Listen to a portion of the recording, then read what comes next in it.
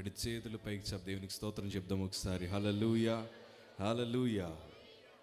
So దేవుని మహాకృప మరొకసారి మీ అందరితో కలిసి ప్రభు నామాన్ని మహింపరచడానికి దేవుడిచ్చిన ఈ ఉన్నతమైన తరుణాన్ని బట్టి ప్రభుని ఎంతగానో మహింపరుస్తున్నాను. అలాగే నన్ను ఈ స్థలానికి ప్రేమతో ఆహ్వానించిన మరి ఆ దైవవిషయంలో సురేష్ గారికి నా నిండు వందన తెలియజేస్తున్నాను. మావయ్యకి, ఆ తర్వాత వేదిక మీద ఉన్న దైవవిషయంలో రూపేష్ అన్నకి, అలాగే ప్రకాష్ పాస్టర్ గారికి, అలాగే పెద్దలు దైవవిషయాలు అందరికీ నా నిండు వందనాలు. ప్రాముఖ్యంగా ఈ స్తుతి కూటానికి కారకులైన మరి ఆనంద్ బ్రదర్కి, వారి కుటుంబానికి నా హృదయపూర్వక వందనాలు తెలియజేస్తున్నాను. అలాగే నా సమీపానున్న మీ అందరికీ, దేవుని పిల్లల మీ అందరికీ కూడా నా నిండు వందనాలు. హల్లెలూయా, హల్లెలూయా. సో ఈరోజు రాత్రి ఇట్లాగా మనం ప్రభు మాటలు వింటున్నామంటే అది దేవుడు మనకిచ్చిన గొప్ప భాగ్యం. నమ్మిన వారు దేవుని స్తోత్రం చెప్తారు ఒకసారి. హల్లెలూయా. సో దేవుడు ఈ రాత్రి అనేక మంది గమ్యాలు మార్చబోతున్నారని నమ్ముతున్నాను. సో ఎందుకంటే నమ్ముట మీ వలనైతే నమ్ము వారికి సమస్తము సాధ్యమే. హల్లెలూయా. సో చిన్న ప్రార్థన చేసుకొని నేను త్వరగా ముందుకు వెళ్ళిపోతాను. సో నాతో కలిసి మీరు చేయాల్సిన ప్రార్థన, ప్రభువా నాతో మాట్లాడండి, నాకు నచ్చింది కాదు, నీకేది ఇష్టమో అది మీరు మాతో మాట్లాడండి. రెండు చేతుల పైకి చెప్దాం ఒకసారి. అందరు రెండు చేతుల పైకి చెప్దాం ఒకసారి. ఒకవేళ మీ పక్కోళ్ళు చేతులు చాపకపోతే వారికి చెప్పండి, చేతులు చాపి ప్రార్థిద్దాం. మన బలహీనమైన బ్రతుకులు ప్రభుకి అప్పగిద్దాం. మన బలహీనమైన చేతులు దేవునికి అప్పగిద్దాం. హల్లెలూయా, హల్లెలూయా. యేసయ్యా నీకే వందనాలు, స్తోత్రం. హల్లెలూయా, హల్లెలూయా. యేసయ్యా కృంగిన వారిని లేవనెత్తగలిగిన దేవుడివే, బలహీనులను బలపరచగలిగిన దేవుడివే, స్థితిగతులు మార్చగలిగిన వాడివే. Thank you Jesus. Hallelujah, hallelujah, hallelujah. అందరము స్వరము తెరుద్దాం, స్వరము తెరుద్దాం, స్వరము తెరుద్దాం. ఇప్పటిదాకా మనం ఎన్నో మాటలు వింటూ వచ్చాం. దేవా నాతో మాట్లాడు, దేవా నాతో మాట్లాడు. కృంగియున్న నన్ను చూచి కన్నీటిని తుడిచితివయ్యా, కంటి పాపవలే కాచి కరుణతో నడిపితివయ్యా. కృంగియున్న నన్ను చూచి కన్నీటిని తుడిచితివయ్యా, కంటి పాపవలే కాచి కరుణతో నడిపితివయ్యా. ఎల్ షడాయ్ ఆరాధనా, ఎలోహిం ఆరాధనా, అడోనాయ్ ఆరాధనా, యేషువాయ్ ఆరాధనా, ఎల్ షడాయ్ ఆరాధనా, ఎలోహిం ఆరాధనా, అడోనాయ్ ఆరాధనా, యేషువాయ్. రెండు చేతులు పైకి మాట చెప్దాం. ఆరాధనా, స్తుతి ఆరాధనా, ఆరాధనా, స్తుతి ఆరాధనా, ఆరాధనా, స్తుతి ఆరాధనా, ఆరాధనా, స్తుతి ఆరాధనా. మరువలేను నీదు ప్రేమ, విడువలేనయా నీ స్నేహం. మరువలేను నీదు ప్రేమ, విడువలేనయా నీ స్నేహం. Yesayya, Yesayya, Yesayya, Yesayya. Thank you Jesus. Yesayya, Yesayya, Yesayya, Yesayya. Holy spirit, thank you Jesus. Hallelujah. తండ్రి, ఈరోజు కృంగిపోయిన వారందరిని మీరు లేవనెత్తండి. ఎవరైతే ప్రభువా మరి తండ్రి మానసిక ఒత్తిడులతో ఈ స్థలానికి వచ్చారో, ఎవరైతే బలహీనపడి ఈ స్థలానికి వచ్చారో, ఈ కృతజ్ఞత ప్రార్థన ద్వారా అనేక మంది బలాన్ని పొందుకోగలగాలి. అలాంటి కృపను మీరు అనుగ్రహిస్తున్నందుకు నీకు వందనాలు. చిన్నలు మొదలుకొని పెద్దవారి వరకు అందరితో మీరు మాట్లాడండి. ఈ మైక్ శబ్దం ఎంతవరకు అయితే వెళ్తుందో వారందరినీ మీరు దర్శించండి. తండ్రి, ఇక్కడ నిలబడి నేను మాట్లాడితే ఎవరి జీవితాలు మారవు, కానీ మీరు మాట్లాడితే అందరి బ్రతుకులు మారతాయి. మాతో మీరు మాట్లాడమని దీవించమని యేసు నామమున అడిగి వేడుకొనుచున్నాం పరమ తండ్రి, amen. Praise the lord. Hallelujah, hallelujah. So ఈ కృతజ్ఞత ప్రార్థనలో దేవుడు మనందరితో మాట్లాడబోతున్నారు. సో నేను చాలా క్లుప్తంగా ముగిస్తాను, ఎందుకంటే దీని తర్వాత మీకు ప్రేమ మీద ఏర్పాటు చేసినట్టున్నారు. సో మీకు ఆకలేసే టైం ముగించేస్తాను.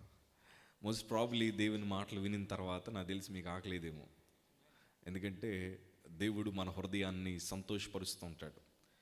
ఎందుకంటే చిన్నపిల్లలు ఆటకి వెళ్ళిపోయారు అనుకోండి, తల్లులు టైం చూస్తూ ఉంటారు, 12 అయింది ఇంకా రాలేదేంటి, 1 గంట అయింది ఇంకా రాలేదేంటి, టైం తినేస్తారు కదా అని. కాకపోతే వాళ్ళు అక్కడ ఎంజాయ్ చేస్తున్నప్పుడు వాళ్ళకి దేని మీద ఆశ ఉండదు, ఆకలి మీద. సో ఈరోజు రాత్రి we are enjoying the presence of God. దేవుని యొక్క ప్రసన్నతను మనం అనుభవిస్తున్నాం కనుక ఏ రోగముతో ఈ స్థలానికి వచ్చామో వెళ్ళేటప్పుడు అది ఉండదు, దేవుడు కార్యం జరిగించబోతున్నాడు. దేవునికి స్తోత్రం కలుగును గాక. ప్రభు మాట్లాడితే జీవితాలు మారుతాయి. నాకు చాలా ఇష్టమైన మాట నేను మీతో పంచుకుని చాలా త్వరగా ముందుకు వెళ్ళిపోతాను. కొరింథీయులకు రాసిన మొదటి పత్రిక, అపోస్తలుడైన పౌలు గారు కొరింథీయులకు రాసిన మొదటి పత్రిక మొదటి అధ్యాయము 27వ మాట నుంచి చదువుతున్నాను. ఏ శరీరియు దేవుని ఎదుట అతిశయపడుకుంటున్నట్లు జ్ఞానులను సిగ్గుపరచుటకు లోకంలో నుండి వేరే వారిని దేవుడు ఏర్పరచుకుని ఉన్నాడు. బలవంతులైన వారిని సిగ్గుపరచుటకు లోకములో బలహీనులైన వారిని దేవుడు ఏర్పరచుకుని ఉన్నాడు. ఎన్నికైన వారిని వ్యర్థము చేయుటకు లోకములో నీచులైన వారిని, తృణీకరింపబడిన వారిని, ఎన్నిక లేని వారిని దేవుడు ఏర్పరచుకుని ఉన్నాడు. దేవునికి స్తోత్రం కలుగును గాక. ఇక్కడ ఈ పదం చాలా అద్భుతంగా ఉంటుంది, ఏర్పరచుకుని ఉన్నాడు. దేవుడు ఎవరిని ఏర్పరచుకుంటాడు? ఈ మాట చదివితే మనకు చాలా క్లియర్గా అర్థమవుతుంది.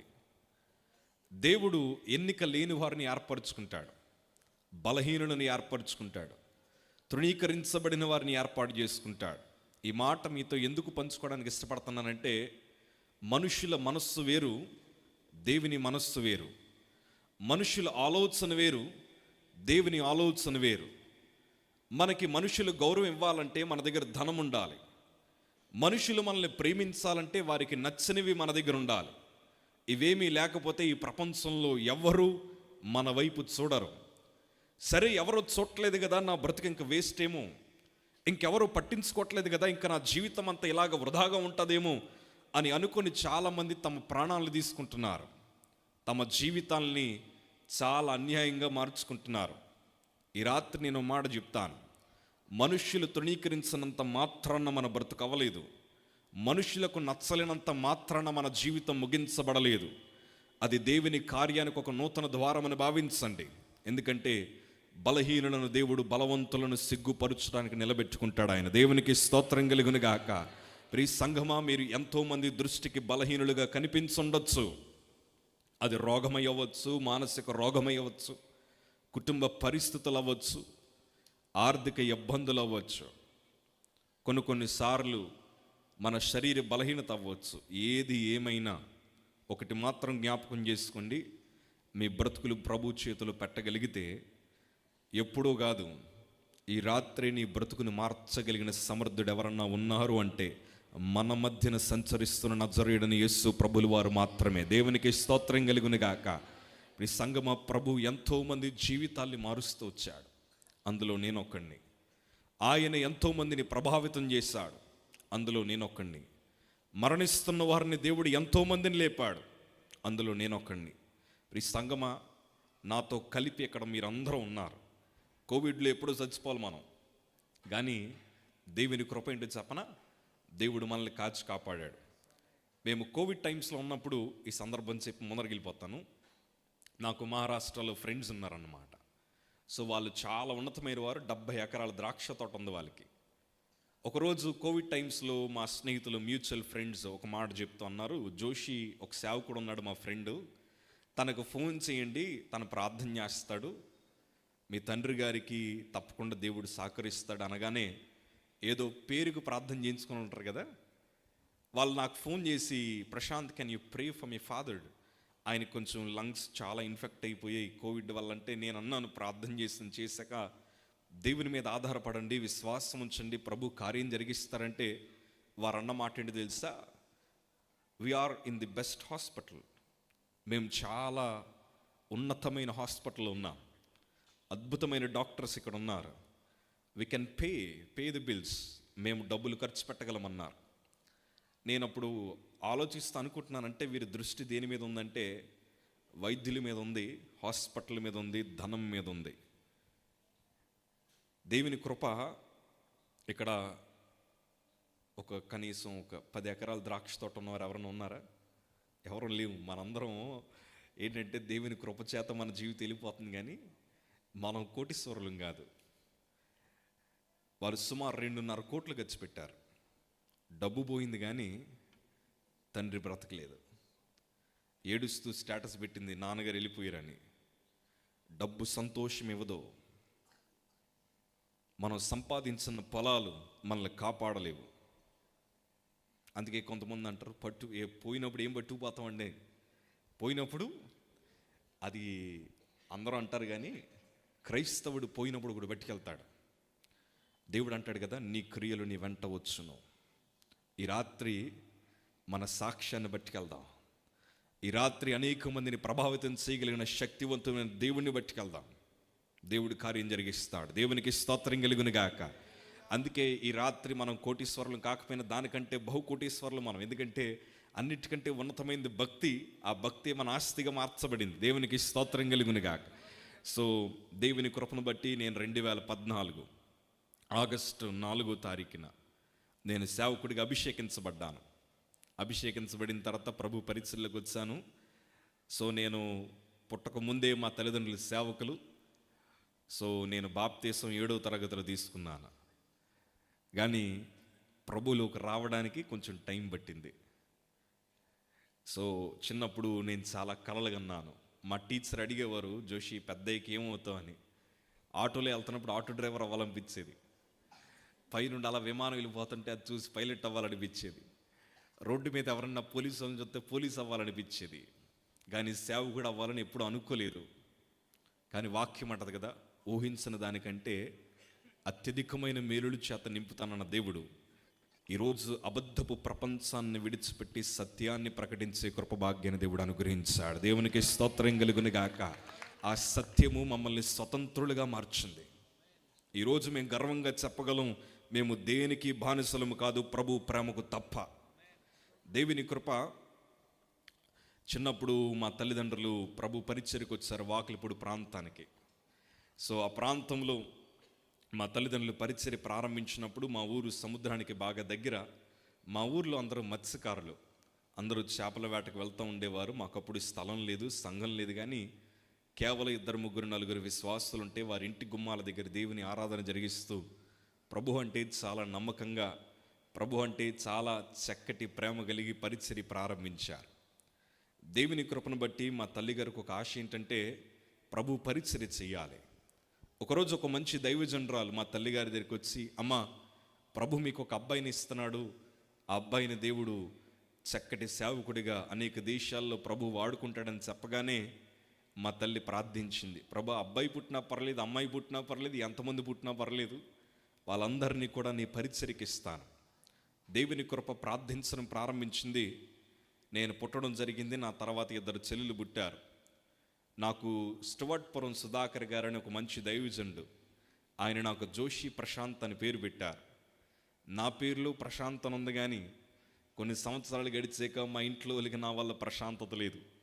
ఈరోజు చాలా కుటుంబాల్లో కనిపించని వేదన ఏంటంటే కుటుంబమే ఒక బలమైన శత్రువులు అయిపోయారు.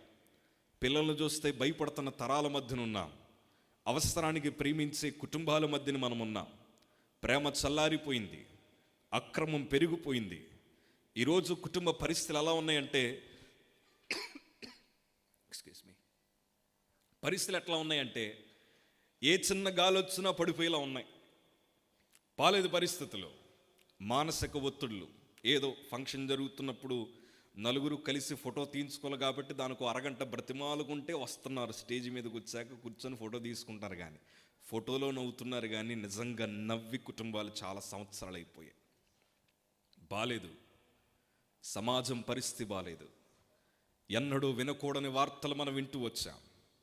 న్యూస్ పెట్టాలంటే భయం. ఇప్పుడు ఈ మధ్యకాలంలో ఏమైనా శుభవార్తలు విన్నారా? మీరు విన్నారండి? ఒక్క మంచి వార్త అయినా విన్నామా?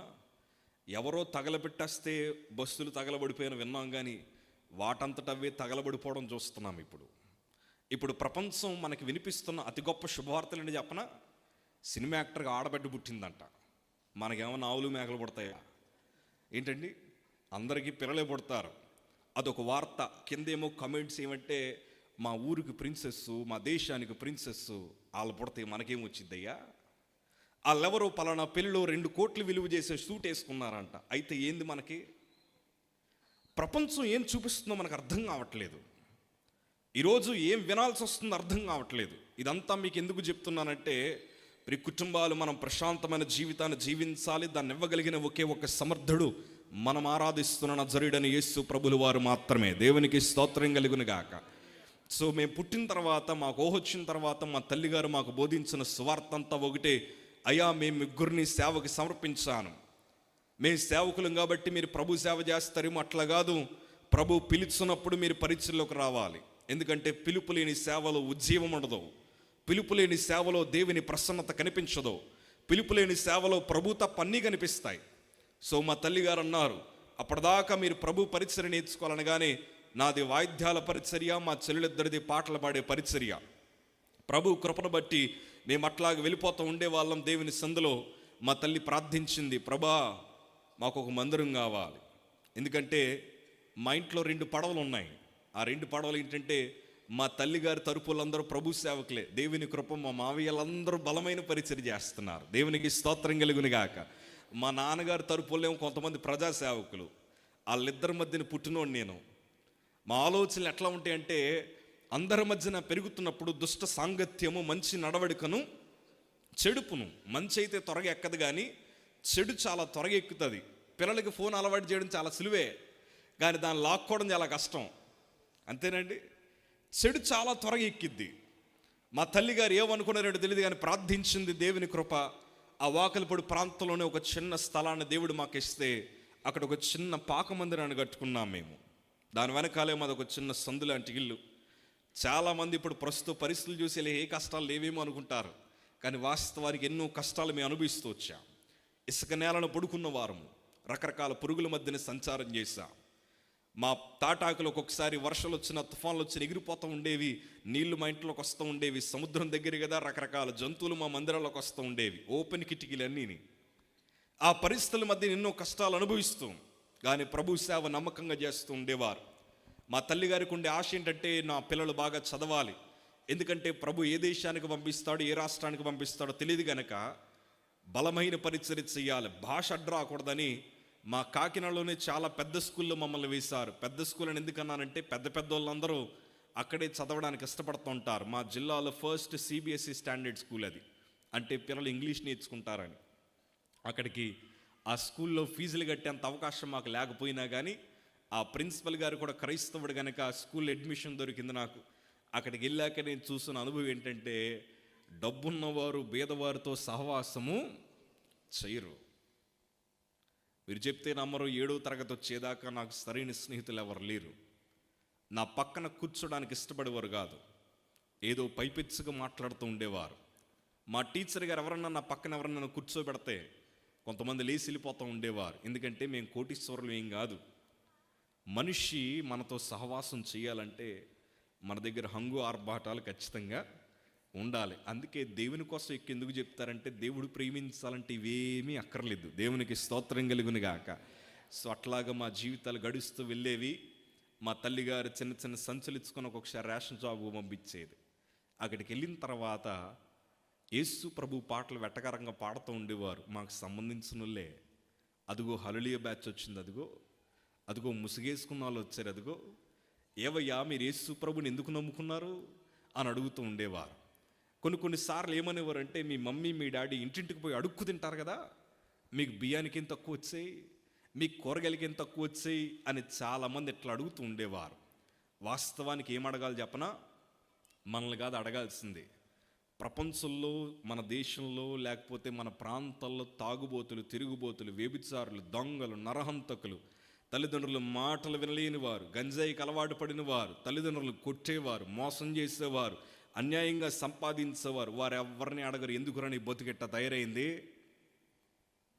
కానీ అన్నీ వదిలేసుకొని పరిశుద్ధంగా బ్రతకాలి, ప్రభువు కోసం బ్రతకాలి, చస్తే దేవుని రాజ్యానికి వెళ్ళాలి, బ్రతుకుంటే నీతిగా బ్రతికి అనేక మందిని మంచిగా మార్చాలని బైబిల్ పట్టుకున్న వాళ్ళు అడుగుతారు, యేసు ప్రభుని ఎందుకు నమ్ముకున్నారని. ఎందుకు నమ్ముకున్నాం చెప్పనా? ఈ ప్రపంచమంతా పాపిష్టుల్ని తయారు చేస్తుంటే వారిని పరిశుద్ధులుగా మార్చగలిగిన ఒకే ఒక్క స్థలము మనం ఆరాధిస్తున్న దేవుని మందిరం మాత్రమే. దేవునికి స్తోత్రం కలుగును గాక. ఒక మనిషి జీవితము క్రమపరచగలిగిన స్థలము దేవుని మందిరమే. కన్నీటి చేత విజయాలు సాధించగలిగిన స్థలము దేవుని మందిరమే. దేవునికి స్తోత్రం కలుగును గాక. ఈ సంఘం అవేం మాకు చిన్నప్పుడు తెలియక ఏం చెప్పలేదు. మేము మా ఇంటికి వచ్చి అడిగే వాళ్ళు, ఏమా మనం అడుక్కు తినేవాళ్ళమా? సేవకులు కుటుంబంలో పుట్టినందుకు చాలా నిరుత్సాహపడిపోయాం. ఎందుకంటే ఎందుకు ఎంతమంది ఎట్లా మనల్ని అంటున్నారు. కానీ దేవుని కృప, మేము ఒక చక్కటి క్రైస్తవ వాతావరణంలో పెరిగాం. మంచిగా మాకు సండే స్కూల్ ఉండేది. అలాగ మా జీవితాలు కొనసాగుతూ వెళ్తూ ఉండేటప్పుడు దేవుని కృపను బట్టి ప్రభు మమ్మల్ని దీవించాడు. దీవెనంటే నా మెడలో ఒక లావంటి బంగారపు గొలుసు, మా ఇంటి ముందు పెద్ద కారు, 2 అంతస్తుల డాబా రాలేదు. ఎందుకంటే దీవెని నేను ఎప్పుడు ఆస్తితో పోల్చాను. ఎందుకంటే దొంగోడికి మనకంటే ఎక్కువ ఆస్తి ఉంది. క్రైస్తవుడు సంపాదించిన అసలైన ఆస్తి అది తన భక్తే. భక్తికి మించిన ఆస్తి మరొకటి లేదు. అందుకే యోబన్నీ కోల్పోయినప్పుడు అంటారు, నీ భక్తి నీకు ధైర్యము పుట్టింపదా. 2 అంతల ఆశీర్వాదం యోబుకి ఎట్లా వచ్చిందంటే తన భక్తి తనను దీవించగలిగింది. దేవునికి స్తోత్రం కలుగును గాక. ప్రభు కృపను బట్టి మేము సభలు పెట్టే కృపభాగ్యం దేవుడు అనుగ్రహించాడు. అరుళ్ రాజు గారు ఒక చక్కటి దైవజనుడు మా సభలకు వస్తూ ఉండేవారు. చాలామంది ప్రజలు ఆ మీటింగ్స్కి వస్తూ ఉండేవారు. దేవుని కృప ఏంటంటే నేనేం బయట ఉండేం కాదు, సెలవులకు ఎప్పుడు ఇక్కడికి వస్తూనే ఉండేవాడిని. సో అందరు నన్ను అలా వింతగా చూడకండి. దేవునికి స్తోత్రం కలుగునుగా. సో ఇక్కడి నుంచి కూడా మా మావయ్య సంఘం వాళ్ళందరూ కూడా మీటింగ్స్లో పాలిభాగస్తులు ఉంటూ ఉండేవారు. సో చక్కగా మీటింగ్స్ జరుగుతున్నప్పుడు ఆ దైవ విషయం నా నెత్తిమిచ్చి ఇలా ప్రార్థించేవాడు, దేవుడిని ఎలీషాలా వాడుకుంటాడని. సండే స్కూల్ పిల్లల్ని దావీదు గొలియాతో తప్ప ఎలీషా ఎవరు నాకు తెలియదు. మా తల్లి ఎలీషా కోసం బోధించడం ప్రారంభించింది. అయ్యా అతడు రోషం కలిగిన దైవజనుడు, నిర్మోహమాటంగా ప్రభు కోసం ప్రకటించిన వాడు. ఈ మాట చెప్పగానే నా కన్నీటి ప్రార్థన అలవాటయింది. ప్రభు సందులో ప్రార్థిస్తూ ఉండేవాడిని, ప్రభు ఎలీషాలా వాడుకోయ్యా. ఇలాగ ప్రార్థన చేస్తున్నాం. ఒకరోజు నేను 7వ తరగతికి వచ్చాను. జోషా పట్టాభి గారడి ఒక దైవజనుడు వాక్యం చెప్తున్నాడు. మా ఇంట్లో ఒక రూల్ ఉండేది, మేము పరిచయం బాగా చేసేవాళ్ళం. వాళ్ళ పోస్టులు అంటించినప్పుడు వెనకాల మైదా పిండిలు అట్టుకుని మేము వెళ్ళిపోతూ ఉండేవాళ్ళం. వాయిద్యాలు వాయించేవాళ్ళం, వీధి కోటాలకు వెళ్ళేవాళ్ళం, పెంటలు ఎత్తేవాళ్ళం, కుర్చీలు వేసేవాళ్ళం, బరకాలు వేసేవాళ్ళం. పరిచయం ఎంత ఇష్టమో. మా సభలు జరుగుతున్నప్పుడు మేము, మా మావయ్యాల పిల్లలు, ఇంకా మా చర్చిల పిల్లలు అందరూ కలిసి ఏ సభ జరిగినా పాటల పుస్తకాలు అమ్మడం ఎంత ఇష్టం మాకు. పరిచర్య అంటే ప్రాణం. ఇప్పుడు పరిచర్య చేసే లేరు.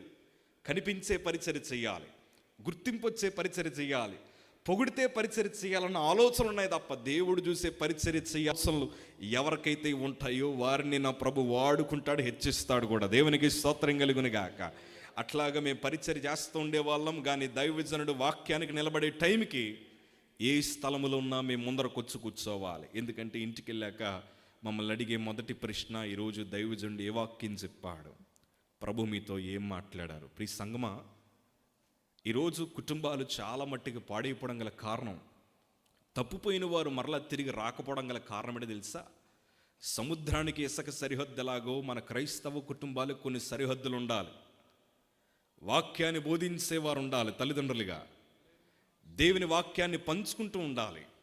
మాకు పద్దాక వాక్యం వినబడుతూనే ఉండేది. మా తల్లి తిట్టిన వాక్యంతోనే తిట్టేది, గద్దించిన వాక్యంతోనే గద్దించేది, ప్రార్థించినప్పుడు కూడా మమ్మల్ని గద్దిస్తూనే ఉండేది. వాక్యం పద్దాక వినబడుతూ ఉండేది.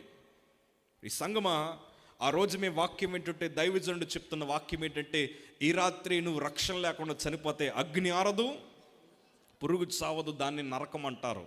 ఆ నరకం కోసం చెప్తుంటే భయం వేసింది. ఎందుకంటే మేము సముద్రానికి బాగా దగ్గర, మా ప్రాంతం అసలు మంచి ప్రాంతం కాదు. మేము వాక్యం విన్నాం, ఇంటికి వెళ్ళిపోయిన తర్వాత ఒక చిన్న కూటం పెట్టుకున్నాం. అదేంటంటే, నేను అప్పుడు 7వ తరగతి, నాతో కలిసి చదివిన వారు, మా సండే స్కూల్ పిల్లలు, మా 2 చెల్లెలు, అందరం చిన్నపిల్లలమే. చిన్నపిల్లల సంభాషణ కొంచెం వింతగా ఉంటుంది. గోల్డ్ రింగ్ ఎక్కడేసావు, ఈ బట్టలు ఎవరు కొన్నారు, మీ మమ్మీ వచ్చిందా అన్న సంభాషణలు కాదు. కానీ అయ్యా మనకు రక్షణ లేదు, మనం చనిపోతే ఎక్కడికి వెళ్తాం, నరకానికి వెళ్ళిపోతాం. ఎక్కడైతే ఇద్దరు ముగ్గురు కూడి ఆయన నామాన్ని ఏకీభవిస్తారో వారి మధ్యన ప్రభు సంచరిస్తాడన్నట్లు మాతో ప్రభు మాట్లాడారు. ఆ మాటల మధ్యన మాకు ఒక ఆలోచన వచ్చింది, బాప్తీసం పొందాలని. దేవునికి స్తోత్రం కలుగును గాక. ఉదయాన్నే బీచ్ దగ్గర తీసుకెళ్లారు. సముద్రం అంటే మీలో చాలామందికి ఇష్టం నాకు తెలుసు. మేము కూడా సముద్రం దగ్గరికి వెళ్ళాం, అందరికీ బాప్తీసాలు ఇస్తున్నారు. ఆ రోజు అది మాకు స్పెషల్ డే. ఎందుకంటే మిగతా రోజుల్లో తడిచిపోయిన వాళ్ళకి మేము దుప్పట్లు ఇచ్చేవాళ్ళం, కానీ మా కోసం కూడా మేము దుప్పట్లు పెట్టుకెళ్ళాము. ఆ రోజు చక్కగా అందరికీ ఇస్తూ ఉన్నారు. మాకు చెప్పడానికి భయం వేసింది, బాప్తీసం ఇవ్వండి అని. ఏమ్మా సముద్రంలో మీరు ఆడుకోరా అన్నారు. ఆ మాట అనగానే అక్కడే నిలబడి మేము ప్రభు సందులో కన్నీరు గారుస్తూ, అయ్యా మాకు రక్షణ కావాలి, మాకు యేసయ్య కావాలి అని అనగానే కొంతమంది వచ్చి అన్నారు, ఇప్పుడు కాదు పెళ్ళికి తీసుకోవాలి బాప్తీసం. ఎప్పుడు తీసుకోవాలట?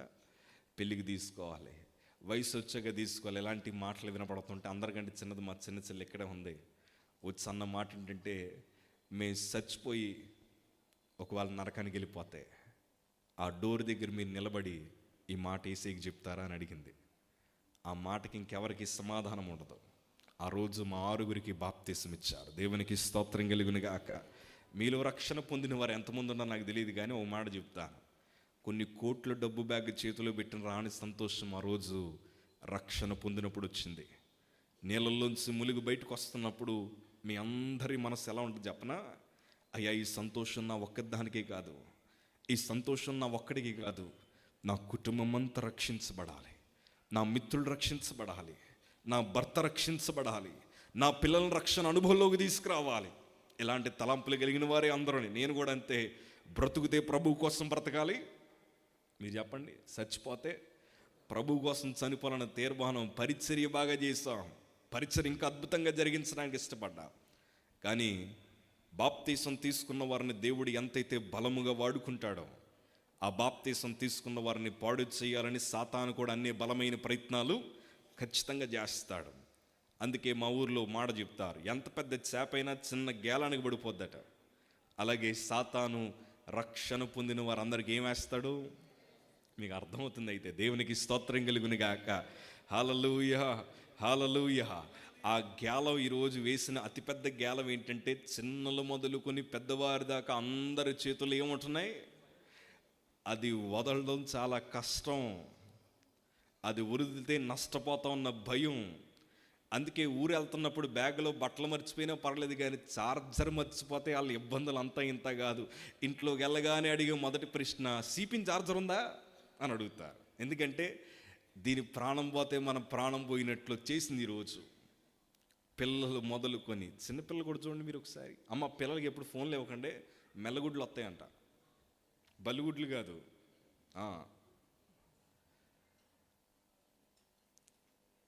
రోజు ఒక ఆవిడ మురిసిపోతుంది, మా ఓడి ఎంత తెలివైనోడు, ఏం చేస్తున్నాడమ్మంటే యూట్యూబ్ పెట్టేస్తున్నాడు. యూట్యూబ్ పెట్టడం అది తెలివితేటలు కాదు, వాళ్ళ అవసరం. తెలివితేటలు యూట్యూబ్ కనిపెట్టాలి, యూట్యూబ్ పెట్టడం కాదు తెలివితేటలు. చాలామంది ప్రేమ చూపిస్తున్నాం అనుకుంటున్నారు. తల్లిదండ్రులు ఉన్నారు కాబట్టి ఏమనుకోకుండా మాట చెప్తాను. ప్రేమ అంటే ఇవ్వడం కాదు, వారి బ్రతుకుల్ని పాడు చేసి దాన్ని దూరపరచడమే అసలైన ప్రేమ. దేవునికి స్తోత్రం కలుగును గాక. సో దేవుని కృపను బట్టి సాతాను నాకు కూడా గేలం వేశాడు. ఆ గేలం ఏంటంటే, నాకు ప్రేమ కావాలి. మీరు అనుకునే లవర్ ఫ్లవర్ ప్రేమ కాదు సుమి, నా ప్రేమ అంతా ఒకటే. మా స్నేహితులు నన్ను ప్రేమిస్తే బాగుండు, మా బంధువులు మమ్మల్ని ప్రేమిస్తే బాగుండు, వారు మమ్మల్ని ఇంటికి పిలిస్తే బాగుండు. ఇలాంటి ఆలోచనలు తప్ప మరేది ఉండేది కాదు. ఓ రోజు మా స్కూల్కి టీచర్గా రాకపోతే అసలుకే వాయిద్యాలు పిచ్చోన్ని బెంచ్ మీద కూర్చుని వాయిద్యాలు వాయించుకుంటుంటే మా మ్యూజిక్ టీచర్ విన్నారు. అరే భలే వాయిస్తున్నావు, ఎక్కడ నేర్చుకున్నావయ్యా అంటే, ఎక్కడ కాదండి నాకు చిన్నప్పటి నుండి మందిరాల్లో వాయించడం అలవాటయ్యా అంటే, నా చెయ్యి పట్టుకొని మ్యూజిక్ రూమ్లోకి తీసుకెళ్ళాడు ఆయన. ఎంత సంబరం అంటే నాకు. నేను ఎవరితైతే సహవాసం చేద్దామనుకున్నానో అందులో కొంతమంది స్నేహితులు ఆ గదిలో కూర్చున్నారు. మా టీచర్ గారు అన్నారు, మీరందరూ పాట పాడండి అమ్మా, జోషి వాయిద్యాలు వాయిస్తాడన్నారు. ఇంతకీ వారు పాట ఎత్తుకున్నారు. ఎందుకంటే మందిరాల్లో అయితే దేవుని పాటలు పాడతారు, స్కూళ్ళల్లో కాలేజీలో సినిమా పాటలు పాడతారు. నేను ఒక క్రైస్తవుణ్ణి, బాప్తీసం తీసుకొని 3 నెలలు అయ్యింది. పైగా పాస్టర్ గారు అబ్బాయిని ఒక నిర్ణయం తీసుకున్నాను, బ్రతుకుతే దేవుని కోసం బ్రతకాలి, చచ్చిపోతే దేవుని కోసం చావాలని మంచి నిర్ణయం తీసుకున్న నేను, వారి సినిమా పాట పాడగానే మీరు చెప్పండి, నేను దానికి వాయించాలా వద్దా? మౌనం అంగీకారం అనుకుంటాను నేను. ఒక ఆవిడ అంటుంది ఓ రోజు మీటింగ్లో, ఎవరో చూడకపోతే వాయించి అంటుంది. అంటే ఆమె చూడకుండా ఎన్ని చేసిందో. దేవునికి స్తోత్రం కలుగును గాక. ఎందుకంటే మనిషి ఎవరో చూడకపోతే ఒరిజినల్ క్యారెక్టర్ బయటకు వస్తుంది. ఎవరో లేని సమయాన్న అసలైన మన క్యారెక్టర్ బయటకు వస్తుంది. ఆ రోజు వారు పాట పాడుతున్నప్పుడు నా మనస్సులో 2 తలంపులు వచ్చాయి. ఆ తలంపులే తప్పు అసలు. అదేంటంటే, వాయిస్తే దేవునికి ద్రోహం చేస్తున్నవుతాను, వాయించకపోతే చూస్తున్న నా స్నేహితుల ముందర చేతగిన వాడిగా మిగిలిపోతాను. ఏం చేయాలో అర్థం కాక, నాకు సినిమా పాటలు తెలియవండి, సినిమా హీరోల పేర్లు నాకు తెలియవండి. నేను అనుకున్నాను మహా అయితే 5-6 నిమిషాలు పాడతారు కదా, ఈ 5-6 నిమిషాలు నాకుండిన తలాంతు నా స్నేహితులకు చూపిస్తే నన్ను ప్రేమిస్తారనుకొని జీవితంలో మొదటిసారి ప్రభు నాకు ఇచ్చిన తలాంతుని సినిమా పాటకు వాయించాను. మొదటిసారి తప్పు చేస్తున్నప్పుడు భయం అనిపించింది. పాటంతా అయిపోయాక అనుకుంటున్నాను, ఇంకెప్పుడు ఈ సినిమా పాటలు వాయించకూడదు. నా మనసు అంగీకరించలేదు. ఆ స్థలంలోంచి బయటికి వెళ్ళిపోతుంటే మా మ్యూజిక్ టీచర్ నా భుజం తట్టన్నాడు, ఇంత టాలెంట్ పెట్టుకుని ఎన్ని సంవత్సరాలు ఏమైపోయాను పొగిడేసరికి పొగడ్తకి నా తీర్మానాలు మర్చిపోయాను. అప్పుడు అర్థమైంది నేను పొగిడితే పడిపోతానండి. ఈ సంఘం ఈరోజు చాలామంది పొగిడితే ఏం చేస్తారు? పడిపోతారు. జాగ్రత్త. మిమ్మల్ని ఎవరైతే ఎక్కువ పొగుడుతున్నారో ఈ రాత్రి వారి సహవాసం వదిలేయండి. ఎందుకో తెలుసా? పొగడ్డం వల్ల మనకు గర్వం వస్తుంది. నాశనానికి ముందు ఏం నడుస్తుంది? గర్వం నడుస్తుంది. క్రైస్తవుడికి గర్వం ఉండకూడదు. దేవునికి స్తోత్రం కలుగును గాక. ఈ సంగమా నా మనస్సులో అనుకున్నాను, ఇన్ని సంవత్సరాలు మందిరాల్లో వాయించిన ఎవడో పొగడలేదు, ఎన్ని వీధి కూటాలకు వాయించిన ఎవరో పొగడలేదు. ఈ 5 నిమిషాలు సినిమా పాట వాయించేసరికి వారు పొగిడారన్న ఆలోచన మేరకు స్కూల్ మ్యూజిక్ టీంలో జాయిన్ చేశారు, కాంపిటీషన్లకు పంపడం ప్రారంభించారు. మా ఇంట్లో తెలియదు నేను సినిమా పాటలకు వాయిస్తున్నానని. 8వ తరగతికి వచ్చేసాను చదువుకుంటూ. అప్పుడు మన రాష్ట్రం ఇంకా విడిపోలేదు. మన ఆంధ్రప్రదేశ్ మొత్తం అంతట్లో ఎన్ని స్కూల్స్ అయితే ఉన్నాయి అన్ని స్కూల్స్లో కాంపిటీషన్కి వెళ్ళి మా టీం అంతటికి రాష్ట్ర స్థాయి 3వ స్థానం వచ్చింది. స్టేట్ లెవెల్ 3rd ప్లేస్ రాగానే మొదటిసారి న్యూస్ పేపర్లో మా స్కూల్కి వచ్చారు. ఈ గుర్తింపు లేని ముఖం న్యూస్ పేపర్లో పడింది. క్రైస్తవ పాటల కోసం కాదు, అది సినిమా పాటల కోసం పడింది. అది కత్తిరించుకొని పుస్తకాల లోపల కాదు, పుస్తకాల మీద అంటించుకున్నాను. ఎంత సంతోషమో! ఎప్పుడు నా పేరు కూడా పిలవని మా స్కూల్ యాజమాన్యం జోషి ప్రశాంత్ అని పిలవగానే ఆ ప్రైజు తీసుకుంటున్నప్పుడు మనస్సు మారిపోయింది. ఇన్నాళ్ళు దీవించబడాలంటే మందిరానికి వెళ్ళాలనుకున్నాను, ఇన్నాళ్ళు హెచ్చింపబడాలంటే ప్రార్థన అవసరం అనుకున్నాను. తలాంతుంటే సరిపద్ది, ఇవేమీ అక్కర్లేదన్న ఆలోచనకు వచ్చేసి నా మనస్సు మార్చుకున్నాను. ఎప్పుడైతే రాష్ట్ర స్థాయి 3వ స్థానం వచ్చిందో అప్పటిదాకా నా పక్కన కూర్చోలేని నా స్నేహితులు, అప్పటిదాకా నాతో మాట్లాడడానికి ఇష్టపడలేని నా స్నేహితులు బెల్లం చుట్టూ ఏగల వాళ్ళనట్టు వాలిపోయారు. ప్రియ సంగమా, వారందరూ సహవాసం చేస్తుంటే తల్లిదండ్రుల ప్రేమను మర్చిపోయాను, దేవుని ప్రేమను మర్చిపోయాను. అమ్మో, వీళ్ళందరూ నాతో స్నేహితులు అవుతున్నారని వారి వైపు చూశాను, కానీ నాతో సహవాసం చేయాలనుకున్నా ప్రభు వైపు చూడడం మానేశా. స్నేహితులు జీవితాల్ని మారుస్తారు. కొంతమంది అనుకుంటారు మాకు బోల్డ్ ఫ్రెండ్స్ ఉన్నారని. వాళ్ళందరికంటే అసలైన స్నేహితుడు ఎవరో తెలుసా? మన ప్రభులు వారు మాత్రమే. దేవునికి స్తోత్రం కలుగును గాక. చదువుకుంటూ 10వ తరగతికి వచ్చాను. చదువు అయితే నాకు సరిగ్గా అవ్వలేదు, కానీ మా ఈస్ట్ కూడా ఆవిరికి అండర్-15 అండర్-16 క్రికెట్ వైస్ కెప్టెన్ చేశాను నేను. మా స్కూల్ వాళ్ళకి మంచి పేరు వస్తుందని ఉదయాన్నే బస్సులో తీసుకెళ్ళి గ్రౌండ్లో దింపేసేవారు, సాయంత్రం తీసుకొచ్చేసేవారు. మా తల్లిగారికి మాట వినిపించి నా పిల్లోడు 10వ తరగతి ఫెయిల్ అయితే దేవుని నామానికి అవమానం వస్తుందని హాస్టల్లో వేసింది మా అమ్మ. హాస్టల్కి వెళ్ళిన తర్వాత క్రొత్త రకం స్నేహితులు, వేరే రాష్ట్రంలో చదివే స్నేహితులు, వేరే రాష్ట్రంలో ఉండేవారు కూడా అక్కడ చదువుతూ ఉండేవారు. నా స్నేహితులు ప్రస్తుతం నాతో చదివిన నా స్నేహితులు మొన్నటిదాకా కొంతమంది కార్పొరేటర్లుగా పనిచేశారు. ఇప్పుడు ప్రస్తుతానికి మన 2 తెలుగు రాష్ట్రాల్లో 2 యంగెస్ట్ ఎమ్మెల్యేస్ పనిచేస్తున్నారు. మన నెక్స్ట్ ఎలక్షన్లో గెలుస్తారో లేదో నాకు తెలియదు, కానీ నా బ్రతుకుని పాడు చేసిన నా ప్రాణ స్నేహితుడు ప్రస్తుతానికి చెన్నై ఫిల్మ్ ఇండస్ట్రీలో సినిమా యాక్టర్లకి పర్సనల్ కొరియోగ్రాఫర్గా పనిచేస్తున్నాడు. మనం చెన్నై వెళ్తే కొంతమంది మోడలింగ్ చేసిన వాళ్ళు కనిపిస్తూ ఉంటారు. అందులో నాతో చదివిన మా సీనియర్స్ ఒక 10 నుంచి 15 మంది దాకా ఉన్నారు. మంచి వ్యాపారవేత్తలు ఉన్నారు. చక్కగా మన దేశమే కాదు వేరే దేశంలో హాస్పిటల్స్ కట్టుకొని స్థిరపడిన వారు ఉన్నారు. ఇంతమందిని పెట్టుకుని ఒక మాట మీతో పంచుకుంటాను. వారందరూ లోకాన్ని అనుభవిస్తుంటే నేను లోకరక్షకుని అనుభవించే కృపను దేవుడు అనుగ్రహించాడు. దేవునికి స్తోత్రం కలుగును గాక. ఎందుకంటే చాలామంది నాకు ఆల తెలుసు ఏళ్ళ తెలుసు అని అనుకుంటూ ఉంటారు. ఎంతమంది తెలిసినా దేవుడు తెలియకపోతే జీవితం అంతా శూన్యం. మా స్నేహితుడు వచ్చి నాతో ఒక మాట చెప్పాడు, జోషి అబ్బాయిలందరికీ నువ్వంటే బాగా ఇష్టం, అప్పటి 10వ తరగతి, ఏ అమ్మాయి నిన్ను ప్రేమించట్లేదన్నాడు. ఇప్పుడు నేనేం చెప్పాలి? అయ్యో యేసయ్య నన్ను ప్రేమిస్తున్నాడయ్యా అని చెప్పాల్సింది పోయి ఐసు మొక్క కరిగిపోతే నీళ్ళు ఎట్లా వస్తాయి కూర్చుని చేశాను. అయ్యో నన్ను ఎవరో ప్రేమించట్లేదంటే మా స్నేహితుడు అన్నాడు, నీ జిడ్డు మొహర్రా నిన్నెవడు ప్రేమిస్తాడన్నాడు. ఎందుకు ఆ పేరు చెప్తున్నానంటే, దయచేసి అప్పుడే డిస్ప్లే చేయకండి ప్లీజ్. మా తల్లిగారు నాకు చక్కగా కొబ్బరి నూనె రాసి నున్నగా దువ్వు పంపించేవారు. మా అమ్మమ్మ గారు ఇక్కడే పాలకుల నుంచి బట్టలు తీసుకొచ్చేది. చక్కగా ఎన్ని వేసుకున్న తర్వాత మా ఫ్రెండ్స్కి నచ్చేవి కాదు, అవై చెప్పలేసి పంపించేవారు. మా స్నేహితులు అన్నారు, ఎలా ఉంటాయి ఎవరు చూస్తారయ్యా అని అనేవారు. సెకండ్ పీరియడ్ అయ్యేసరికి ఈ చెంపకి నూనె గారిపోయి పుస్తకాలంతా నూనె అంటుకుపోతూ ఉండేది. ఈ పరిస్థితుల మధ్యన మా ఫ్రెండ్స్ అన్నారు, ఎట్లా కాదయ్యా నీ వస్త్ర విధానం మార్చుకుంటే అందరినీ వంక చూస్తారన్నారు. ఏం మార్చుకుంటేనే? అందుకే ఈరోజు యవనస్తులు అందరూ పెట్టుబడి దేని మీద పెడుతున్నారు చెప్పనా? పుస్తకాలు కొనుక్కోవడము, లేకపోతే జ్ఞానాన్ని సంపాదించుకోవడం కాదు. ఈ పుట్టినరోజుకి ఈ బట్టలు వేసాం, వచ్చే పుట్టినరోజుకి ఇంకో బట్టలు వేయాలి, అందరినీ పడగొట్టేయాలి, మొత్తం అందరూ ఫ్లాట్ అయిపోవాలనుకుంటున్నారు. దేని చూసి? బట్టలు చూసి. మా స్నేహితుడు వాడు బట్టలు నాకు ఇచ్చాడు. ప్రియ సంఘమా, ఎవరిని కించపరిచే ఉద్దేశం అది కాదు, నా బ్రతికేంటో చెప్పుకుంటున్నాను. బండి మీద వెళ్ళిపోతున్నప్పుడు ఈ పొందు ఆ వడ్డొచ్చింది అనుకోండి, బండి మీద పడిపోగానే ప్యాంట్ అంతా ఏమైపోద్దమ్మా, మొత్తం జిరిగిపోయి కన్నాలు పడిపోద్ది. ఆ కన్నాల ప్యాంట్ వేసాడు నాకు. వేసుకోగానే మొదటిసారి సిగ్గు అనిపించింది. మా స్నేహితుడు అన్నాడు, నీకోసమే కుట్టినట్లు ఉందయ్యా అన్నాడు. ఇంకేసేసుకున్నాను, పొగిడితే పడిపోతున్న సంగతి మీకు చెప్పాను కదా. మొత్తం రంగురంగుల జుబ్బాల బలీలు వేసాడు. నాకు జుట్టు బాగా ఒత్తుగా పెరిగేది, భారతదేశానికి ఉన్నట్టు 3 రంగులు పామేరు నాకు ఎదర. వెనకాల ఒక పెద్ద పిలకేసారు. చేపోగులు పెట్టాలంటే కన్నం పెట్టాలి, కన్నం పెడితే మా అమ్మన్నం పెట్టదు. అట్లాంటి ఏముద్దంటే మ్యాగ్నెట్ చేపోగులు తీసుకొచ్చి నా చెవికి పెట్టారు. నాకు పచ్చబొట్లు పడవాలని మా స్నేహితులు ఇష్టపడ్డారు. కాకపోతే పర్మనెంట్ వేస్తే మా ఇంట్లోకి రానివ్వరంటే 3 నెలలకి 4 నెలలకి మార్చుకునే పచ్చబొట్లు నాకు ఈ మెడ దగ్గర నుంచి చాతంతా వేసేవారు. ఇదంతా వేసిన తర్వాత నేను మా తల్లిగారికి చూపిద్దామని వెళ్ళాను. ఎందుకంటే నాకు అమ్మాయిలు స్నేహితులు ఎవరు లేరు అప్పుడు. మా తల్లిగారికి చూపించడానికి వెళ్తే ఇట్లా కళ్ళు నలుపుకొని మా ఇంటికి ఎవడో యాక్టర్ వచ్చేయడం అనుకోలేదు. కానీ మా తల్లిగారు మొదటిసారి మోకాళ్ళ మీద పడి ఏడవడం నేను చూశాను. ఏందయ్యా నీ తలకి రంగులేంది? ఆ వస్త్ర విధానం ఏంది? నిన్ను కష్టపడి పెంచింది ప్రభు సేవ చేయాలని, ప్రభు కోసం హతసాక్షులుగా మార్చబడాలని, అందరికిలా కాదు ప్రత్యేకంగా బ్రతకాలని కోరుకున్నాను కదా. ఆ బట్టలు ఏంటయ్యా? నీ డ్రెస్సు, నీ ఆత్మీయ డ్రెస్ చెప్తుంది అంది. మా తల్లి అంది, సంఘము నిన్ను చూస్తుంది. నా కోపం వచ్చి అన్నాను, వాళ్ళు నన్ను చూడడానికి మందిరానికి వస్తున్నారా? అయ్యా ప్రభు నిన్ను చూస్తున్నాడు, ఆయనకి నేను ఒక్కడినే కనిపిస్తానా?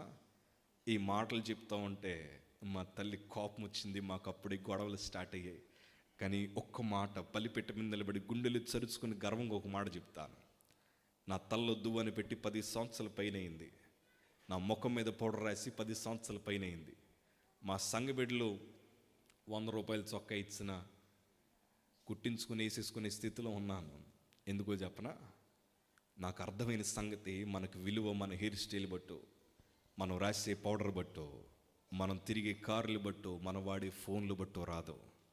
మన గుండెల్లో నివసించే దేవుడే మనకు అసలైన విలువనిస్తాడు. దేవునికి స్తోత్రం కలుగును గాక. ఈ సంఘం ఆ విలువని ఇక్కడ ఉన్న వారందరూ సంపాదించుకోవాలి. ఎస్తేరు లాంటి వారు, తిమోతి లాంటి వారు, మోషే లాంటి వారు, యేసేబు లాంటి వారు ఈ స్థలములో ఈ రాత్రి పుట్టునుగాక యేసు నామములో. హల్లెలూయా.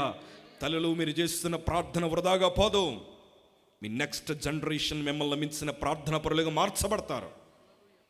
ప్రపంచమంతా పాపంతో మునిగిపోతుంటే సమాజం మీ పిల్లల వైపు చూపించి బ్రతుకుతే ఎట్లా బ్రతకాలి అన్న సాక్షులుగా దేవుడు మార్చబోతున్నాడు. నమ్మిన వారు గట్టిగా చప్పలు కొడితే యేసు నామమున మహిమపడదాం. నా ప్రభు కార్యములు జరిగించే రాత్రి. హల్లెలూయా, హల్లెలూయా.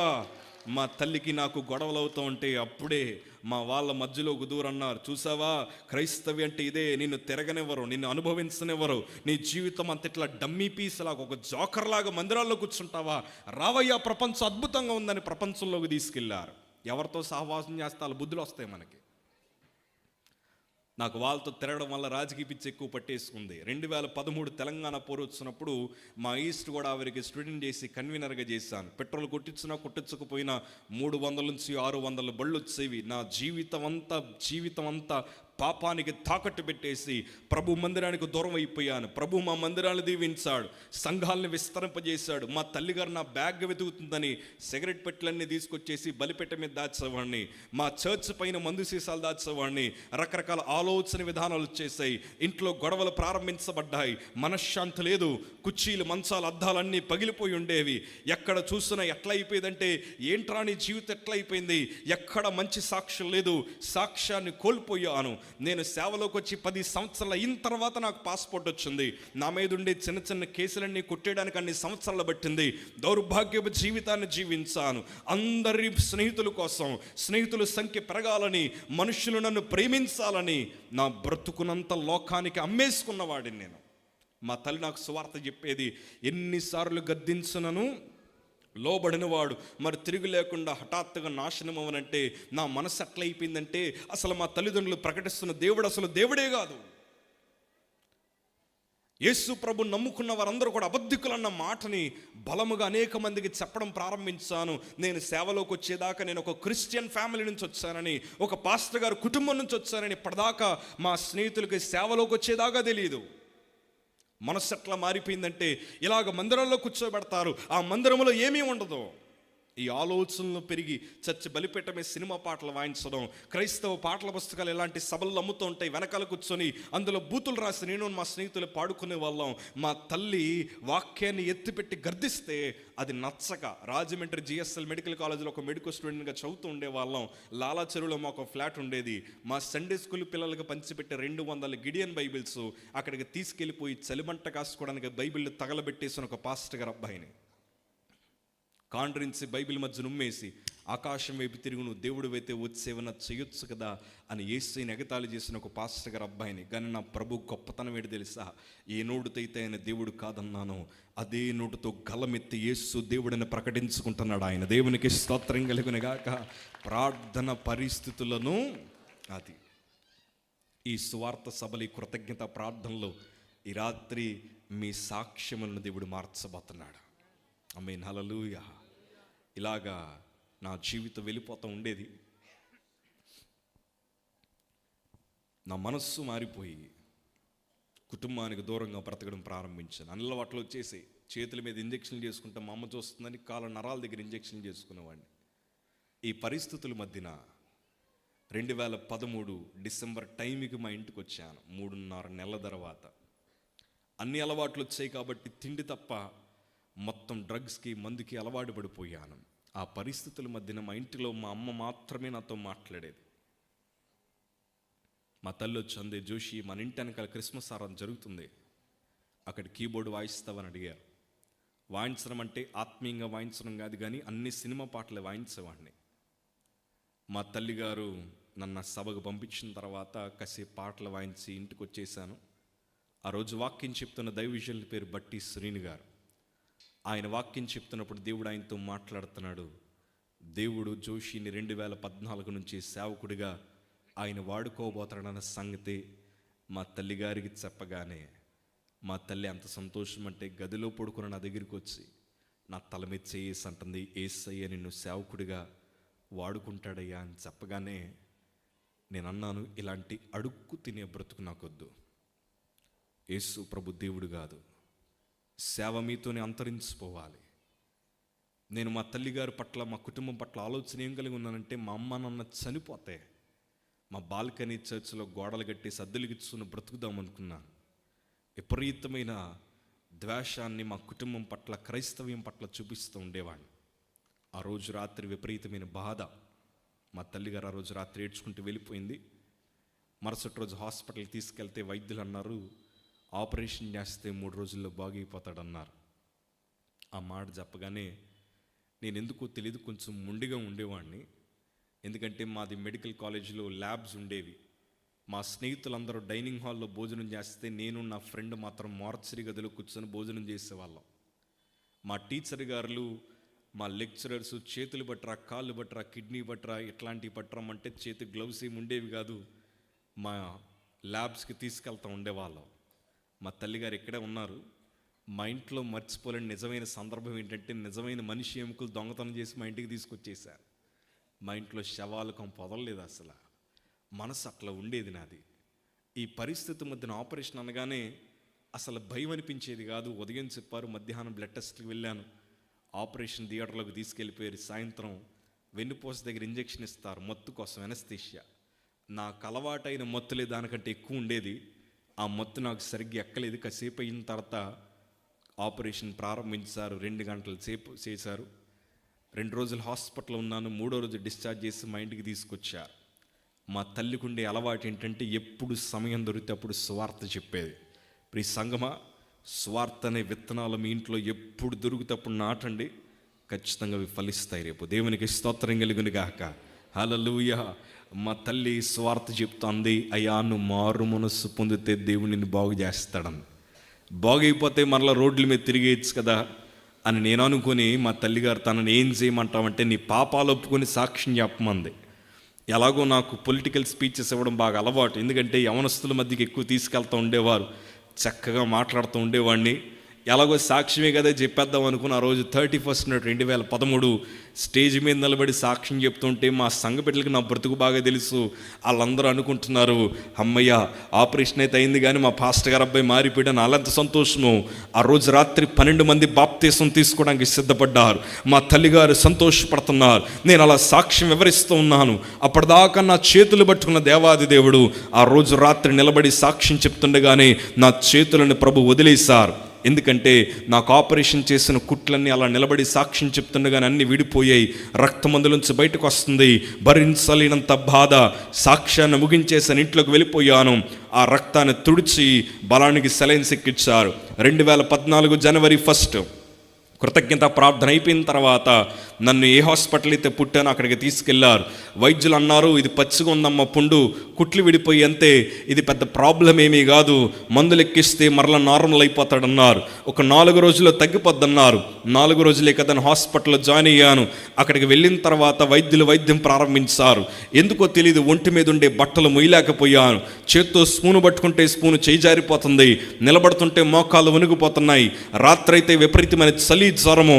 మా తల్లి 2 దుప్పట్లు కప్పి నన్ను కౌగిలించుకున్నప్పుడు కొన్న చలసలాగేది కాదు. టైఫాయిడ్, డెంగ్యూ, మలేరియా వచ్చిందేమని అన్ని పరీక్షలు చేశారు. అన్ని నార్మల్ అనే వస్తున్నాయి, కానీ నా శరీరం చూస్తే క్షీణించిపోతుంది, పెదాలు చూస్తే ఎండిపోతున్నాయి, కళ్ళు రంగు మారిపోతున్న పరిస్థితులు. వీటి మధ్యన మా తల్లి శుక్రవారం మందిరానికి పోయి ప్రార్థించింది. తండ్రి మా అబ్బాయికి ఏమైందో మీరు చెప్పండి అయ్యా అంటే ప్రభు మాట్లాడారు. దేవుడి దర్శనం ద్వారా మాట్లాడారు. అది పట్టుకొని వైద్యుల దగ్గరికి వచ్చి, అయ్యా పలానా పరీక్ష చేయండి, దేవుడు మాకు ఒకటి చూపిస్తూ ఉన్నాడు. అది ఆ పరీక్ష చేయమనగానే అది శనివారం రాత్రి నాకు బాగా జ్ఞాపకం, చెక్కబల్ల మీద పడుకోబెట్టారు నన్ను. అప్పటికే చాలా బలహీనమైపోయాను. ఆ డాక్టర్ గారు నా టీషర్ట్ ఓపెన్ చేశారు. అప్పటికే మా బంధువులు, మా సంఘ బిడ్డలు నా కాళ్ళు చేతులు పట్టుకున్నారు. అప్పుడు దైవవిషయంలో కరుణాకర్ పాస్టర్ గారు కూడా ఆ స్థలంలో అక్కడే ఉన్నారు. వారు నా కాళ్ళు చేతులు గట్టిగా పట్టుకున్నారు. ఆయన నా టీషర్ట్ ఓపెన్ చేసి నా దగ్గర అంటున్నమాట, అయ్యా మత్తిస్తాము, నీకే నొప్పి రాదన్నారు. ఇంతకీ మత్తెక్కదన్న సంగతి ఆయనకి తెలియదు. ఆయన ఒక లావంటి ఇంజెక్షన్ తీసుకున్నాడు. ఆ ఇంజెక్షన్ తర్వాత ఒక క్రీమ్ తీసుకుని నా ఛాతి మీద రాశాడు. ఆయన ఎందుకు రాస్తున్నాడో నాకు తెలియదు. అప్పుడు ఈసీజీ చేసి ఇంజెక్షన్ చేస్తాడేమో అనుకున్నాను. నా కళ్ళు మూసేశారు, నా నోరు నొక్కేశారు. ఆ పరిస్థితి మధ్య నా ఛాతిని ఎట్లా గట్టిగా లోపల కనిచి, అది చర్మంలోకి వెళ్ళే సూది కాదు, అది ఎముకల మధ్యలో గుచ్చే సూది. ఆ సూదిని తీసుకుని నా ఎముకల మధ్యలో గుచ్చడం ప్రారంభించారు. ప్రియ సంఘమా, జీవితంలో ఎప్పుడు అనుభవించలేనంత బాధ ఆ రోజు అనుభవించాను.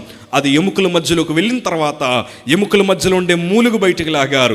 అరికాలు మొదలుకొని నడినెత్తు వరకు ఎన్ని నరాలు అయితే ఉంటే అవన్నీ గిలగిల కొట్టేసుకుంటున్నాయి. నేను వణుకుపోతున్నాను. ఆ సూదిని బయటికి లాగిన తర్వాత ఒక చిన్న ప్లాస్టర్ వేసి నన్ను హాస్పిటల్కి పంపించారు. ఆ పరీక్ష నాకు ఎందుకు చేశారో నాకు తెలియదు. మరుసటి రోజు ఆదివారం అందరూ మందిరానికి వెళ్ళిపోయారు. మా అమ్మమ్మ గారు మాత్రమే నా దగ్గర ఉన్నారు. అందరూ మందిరాలు ముగించుకొని మధ్యాహ్నం వైద్యుల రూమ్లోకి వచ్చేసరికి మా తల్లిగారు వాళ్ళు వచ్చారు. మా సంఘ బిడ్డలందరూ తలదించుకొని అట్లా ఉన్నారు. వైద్యుల దగ్గరికి వచ్చి మా తల్లిగారు అన్నారు, అయ్యా రిపోర్ట్లు ఎట్లా వచ్చే చెప్పండి అయ్యా, మా దేవుడు శక్తి కలిగిన దేవుడయ్యా అంటే ఆయన లేచి నిలబడి మా తల్లి తల మీద చేసి ఏడుస్తూ ఒక మాట అంటున్నాడు, ఈ ప్రపంచంలో ఏ వైద్యుడు మీ అబ్బాయిని బ్రతికించలేడు. జోషి 2-3 రోజుల కంటే ఎక్కువ బ్రతకడన్నట్లు చేతులు ఎత్తేశారు. ఆయన అలా అంటూ ఒక మాట అన్నాడు, ఏ వైద్యుడు మీ అబ్బాయిని బ్రతికించలేడేమో కానీ మీరు ఆరాధిస్తున్న దేవుడు మాత్రమే బ్రతికించగలడని చెప్పారు. దేవునికి స్తోత్రం కలుగును గాక. హల్లెలూయా. ఆ రోజు మాకు తెలిసింది ఏంటంటే, నా ఒక్కడికి తెలియదు, అందరికీ చెప్పిన వార్త, నాకు acute myeloid leukaemia blood cancer వచ్చిందని ఆ రోజు తెలిసింది. ఈ సంగమా, కుటుంబంలో ఎప్పుడు రాని పెను తుఫాన్ అప్పుడే ప్రారంభించబడింది. ఒకవైపు చూస్తే మా మావయ్యలు, మా మణి మావయ్య ఏమో పెనుగొండలో ఉన్నారు. ఫోన్ చేయగానే అందరూ చిన్నపిల్లలు ఏడ్చినట్లు ఏడ్చేస్తున్నారు. కుటుంబం అంతా అల్లకల్లోలమైపోయింది. ఎట్లా బ్రతికించుకోవాలో తెలీదు. పోనీ మేము ధనవంతులమా? కాదు. ఇందాక ఒక మాట చదివించాను కదా, బలవంతులకు బుద్ధి చెప్పుటకు దేవుడు బలహీనలు వాడుకుంటాడు. ఆ రోజు మా కుటుంబం చాలా బలహీనపడిపోయింది. వాస్తవానికి చెప్పాలంటే ఏ గమ్యానికి వెళ్ళాలో మాకు తెలియదు. వెంటనే నాది ఏ నెగిటివ్ బ్లడ్ గ్రూపు, బ్లడ్ 4కి వచ్చేసింది. ప్లేట్లెట్స్ వేల సంఖ్యలోకి వచ్చేసాయి. WBC కౌంట్ మారిపోయింది. నాకు ఇంచుమించు ఒక 3 ప్యాకెట్లు తీసుకొచ్చారు. ఆ ప్యాకెట్స్ ఎక్కిస్తున్న ఫోటో ఇప్పటికి నా దగ్గర ఉంది. సాక్ష్యమే కానీ చూద్దిరిగాను. మా తల్లిగారు ధైర్యం తెచ్చుకున్న దగ్గరికి వచ్చింది, అయ్యా ఇప్పుడు నీకు రక్తం ఎక్కిస్తారు. ఇది అయిన తర్వాత ఇప్పుడు అందరం కలిసి హైదరాబాద్ వెళ్తున్నాం. దేనికమ్మా అంటే, ఆపరేషన్ చేసిన కుట్లు వేసే డాక్టర్ వచ్చాడట. 4 రోజుల్లో మరలా తిరిగి వచ్చేద్దాం అనగానే, 4 రోజుల్లో నేను మరలా మామూలు మనిషిని అయిపోతాను కనుక మా తల్లిని పట్టుకుని ఒక మాట అడిగాను, అమ్మ కాకినాడ వచ్చాక నీ చేత్తో అన్నం వండి పెడతావా? విపరీతమైన ఆకలేస్తున్నాను. నాకు క్యాన్సర్ వచ్చిందన్న సంగతి నాకు తెలీదు. అయినా కానీ మా తల్లి నా చేతులు పట్టుకున్నది, అలాగేనయ్యా కాకినాడ వచ్చాక నీకు నచ్చింది వండి పెడతాను. బ్లడ్ అంతా ఎక్కించిన తర్వాత, ప్లేట్లెట్స్ ఎక్కించాక శవాన్ని చుట్టినట్లు నా ఒళ్ళంతా చుట్టేసి, మొత్తం కళ్ళు మాత్రమే బయటకున్నాయి, ఆపరేషన్ చేసిన పుండు మాత్రం బయటకుంది. అలా మూసుకుంటూ హైదరాబాద్ ట్రైన్ ఎక్కిచ్చారు. జీవితంలో ఎప్పుడు చేయని ప్రయాణం అప్పుడే ప్రారంభించబడింది. ఉదయం 6:30కి రైల్వే స్టేషన్లో మీద దిగాం. నన్ను తీసుకొచ్చి మా తల్లి ఒళ్ళో పడుకోబెట్టేశారు. నేను నడవలేను, కూర్చోలేను కూడా.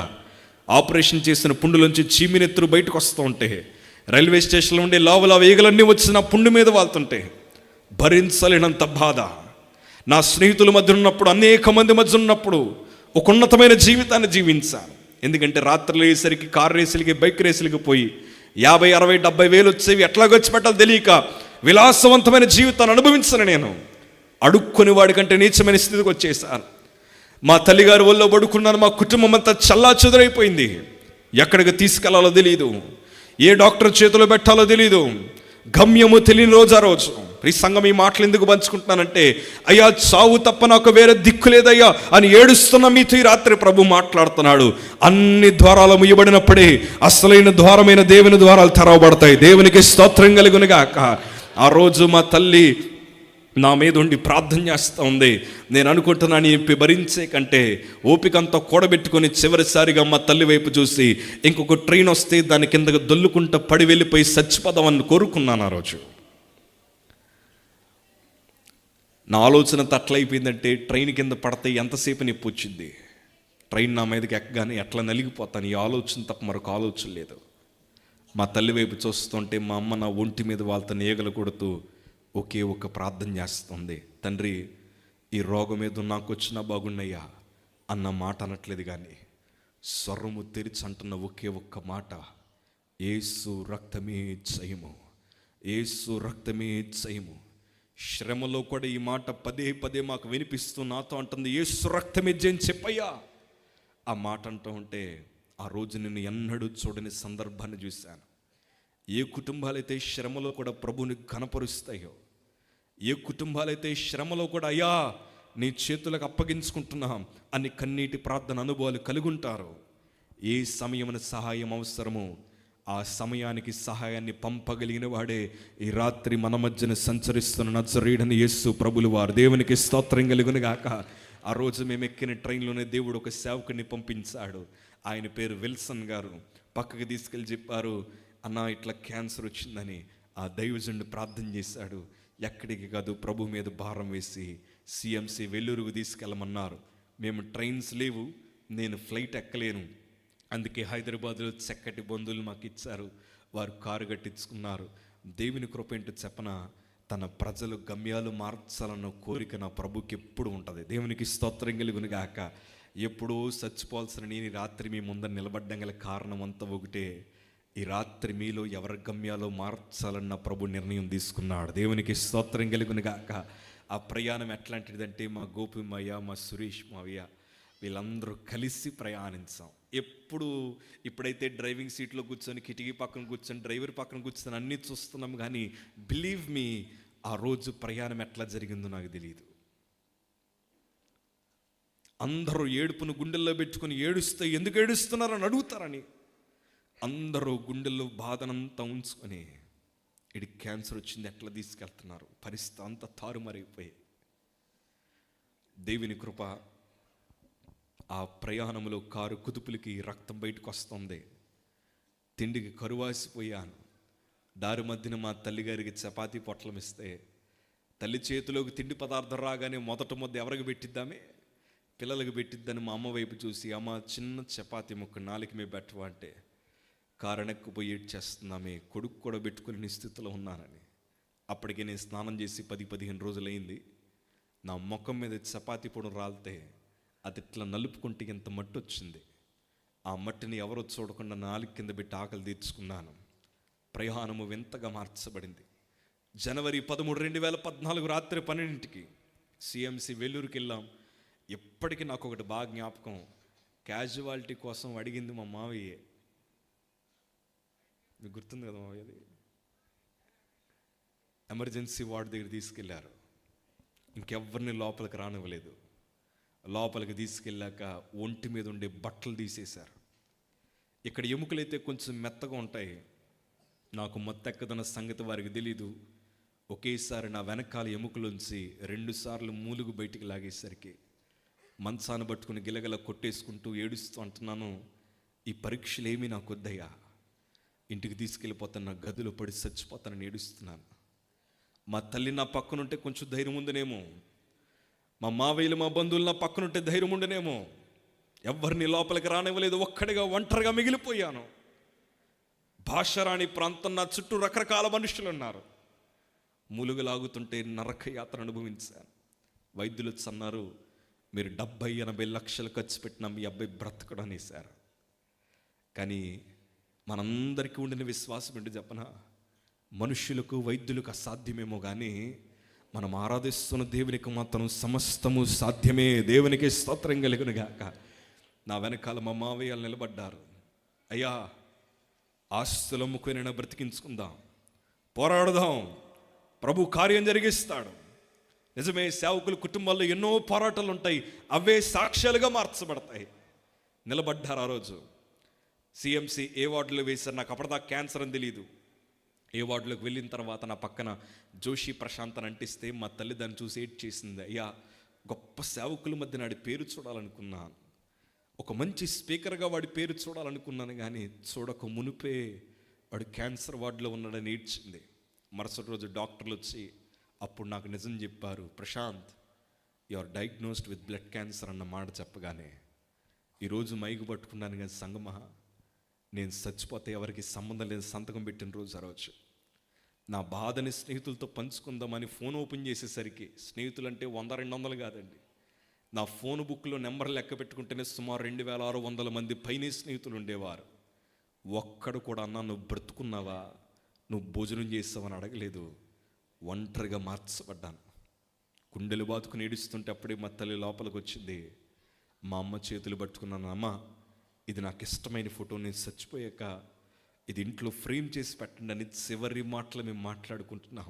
ఎందుకంటే నాకు తెలుసు నేను చచ్చిపోతానని. శరీరం అంతా క్షీణించిపోయింది. అమ్మ, మీరు డబ్బులు ఖర్చు పెట్టకండి, అప్పులు పాలైపోతారు, అప్పులు తీర్చడానికి మీ జీవితం సరిపోదు, నీకు ఇంకిద్దరే పిల్లలని చివరి మాటలు మాట్లాడుతూ ఒంటరిగా ఏడుస్తూ ఉంటే మా తల్లి నాకు సువార్త చెప్పింది. ఆ సువార్త చెప్పడానికి ఈ రాత్రి వచ్చాను. ఒక చిన్న బైబిల్, ఏ బైబిల్ అయితే నా చేతుల మీద తగలబెట్టేశాను అదే తెలుగు బైబిల్ నా చేతిలోకి వచ్చింది. మా తల్లి అంది, ఇప్పటిదాకా చాలామందితో సహవాసం చేశావు, ఈ ఒక్కసారి నా మాట విను, యేసు ప్రభుతో సహవాసం చేయమన్నారు. ఆ బైబిల్ నా చేతులు పెట్టి మా అమ్మ వెళ్ళిపోయింది. చిన్న బైబిల్ మోయలేను, ఇక్కడ బోన్ మ్యారో టెస్ట్ చేశారు. ఆ బైబిల్ని ఇట్లా గుండెల మీద పెట్టుకుని ప్రార్థించడం ప్రారంభించాను. ఆ ప్రార్థన తెలుసా? ప్రభా, నువ్వు దేవుడు అని చెప్పారు. నేను పుట్టకముందే మా తల్లిదండ్రులకు నువ్వు ఇస్తావని చెప్పావు కదా, నా కోసం రక్తం గార్చిన దేవుడు అని చెప్పారు. నువ్వు నిజంగా దేవుడివైతే ఒకసారి నాతో మాట్లాడు ప్రభా అనిసారి ప్రార్థన పెదవుల్లోంచి కాదు, హృదయ లోతుల నుండి ప్రార్థిస్తుండగా గొప్ప విషయం ఏంటి చెప్పనా, నా రూమ్ నిండా గొప్ప వెలుగు చేత నింపబడింది. దేవునికి స్తోత్రం కలుగునుగాక. అప్పుడు అర్థమైన సంగతి, ప్రార్థనలకు జవాబు ఇవ్వగలిగిన ఒకే ఒక్క దేవుడు మనం ఆరాధిస్తున్న నజరేయుడైన యేసు ప్రభులు వారు. ఎప్పుడైతే ఆయన దర్శించాడు, నా పాపాలు అప్పటిదాకా నాకు ఇష్టమయ్యే కానీ ఆయన కనిపించగానే అసహ్యం పుట్టింది నాకు. గుండెలు బాదుకుని ఏడుస్తున్నాను, ఎంత ద్రోహినా ప్రభా, ఇప్పుడు ఏ ముఖం పెట్టుకుని అడగనయ్యా నన్ను బ్రతికించమని. ఎన్నో అవకాశాలు ఇచ్చావు, ఇంక నీ దగ్గర తలెత్తుకోలేను, కానీ ఒక్క మాట, నేను చచ్చిపోతే నీ రాజ్యానికి చేర్చుకో ప్రభా అని అంటూ ప్రభుతో అన్నాను. ఒకవేళ నన్ను బ్రతికించాలని చిన్న తలంపు నీకుండినా మాటిస్తున్నాను, చచ్చేదాకా నీ కోసం బ్రతుకుతాను. ఆ తీర్మానం తీసుకున్నాను, నా జీవితాన్ని ప్రభుకి ఇచ్చాను. 40 సెంటీమీటర్ల పైపులు నీ చేతులు కడితే ఎముకలకు ఇరుక్కుపోయింది, నాకు అసలు మొత్తం ఎక్కదో. ఆ రక్తం అలా బయటికి కారుతూ ఉంటే నేను ప్రభు వైపు చూస్తున్నాను, ప్రభు ఈ చిన్న పైపుకి తట్టుకోలేకపోతున్నాను, అన్ని దెబ్బలు నా కోసం ఎట్లా పొందేవయ్యా.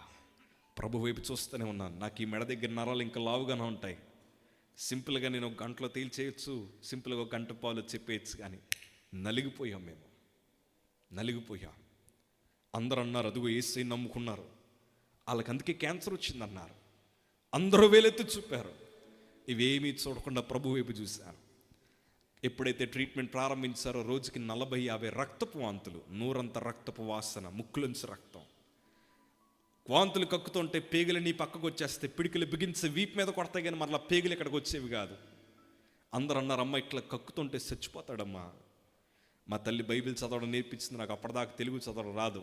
అందులో నాకు ఇష్టమైన మాట ఆవగింజంత విశ్వాసం. మీ పక్క వాళ్ళకి చెప్పండి మాట, ఆవగింజంత విశ్వాసం. దేవునికి స్తోత్రం కలుగును గాక. ఆ మాట పెట్టుకొని, ఎందుకంటే ఎండోస్కోపీ చేసి పేగు ముక్కలు తీసి బయటికి పరీక్షకు పంపించారు, నేను రక్తం ఎక్కడి నుంచి కక్కుతున్నానని. మా తల్లిగారు అన్నారు, ఎందుకంటే దాహం వేసిన ప్రతిసారి ఉమ్ముని అరగంట సేపు నోట్లో పెట్టుకుని నీళ్ళలాగా తాగితే రక్తాల బయటకు వచ్చేది. ఇష్టమైన కూర వేడివేడి అన్నంలో కలిపితే అది బాక్స్ ముక్కు దగ్గర పెట్టుకుని వాసన పీల్చుకుని ఆకలి తీర్చుకునే బ్రతుకున్నాక అది. ఆ పరిస్థితుల మధ్యన ఓపికంతా కూడబెట్టేసుకుని వాకిలిపూడి సంఘానికి ఫోన్ చేశాను. వాళ్ళ మైకెట్టుకుని వింటున్నారు, అయ్యా మీరందరూ చేసిన ప్రార్థన వల్ల యేసయ్య రక్తపు వాంతులు ఆపేశాడని చెప్పేసరికి పేగులు కదిలిపోయాయి, విపరీతమైన వాంతులు జరుగుతున్నాయి. ఆ 2-3 వాంతుల తర్వాత నర్సు గారు అంటున్నారు ఎలా కక్కుతే చచ్చిపోతాడమ్మన్నారు, కానీ ఆ 2-3 వాంతుల తర్వాత మరి ఎన్నడూ రక్తపు వాంతులు జరగలేదు. దేవునికి స్తోత్రం కలుగునుగాక. అందరూ ఆశ్చర్యపడ్డారు. నాకు అర్థమైంది ఏంటంటే, విశ్వాసం ఉంటే చాలు నిజంగా కార్యములు జరుగుతాయి.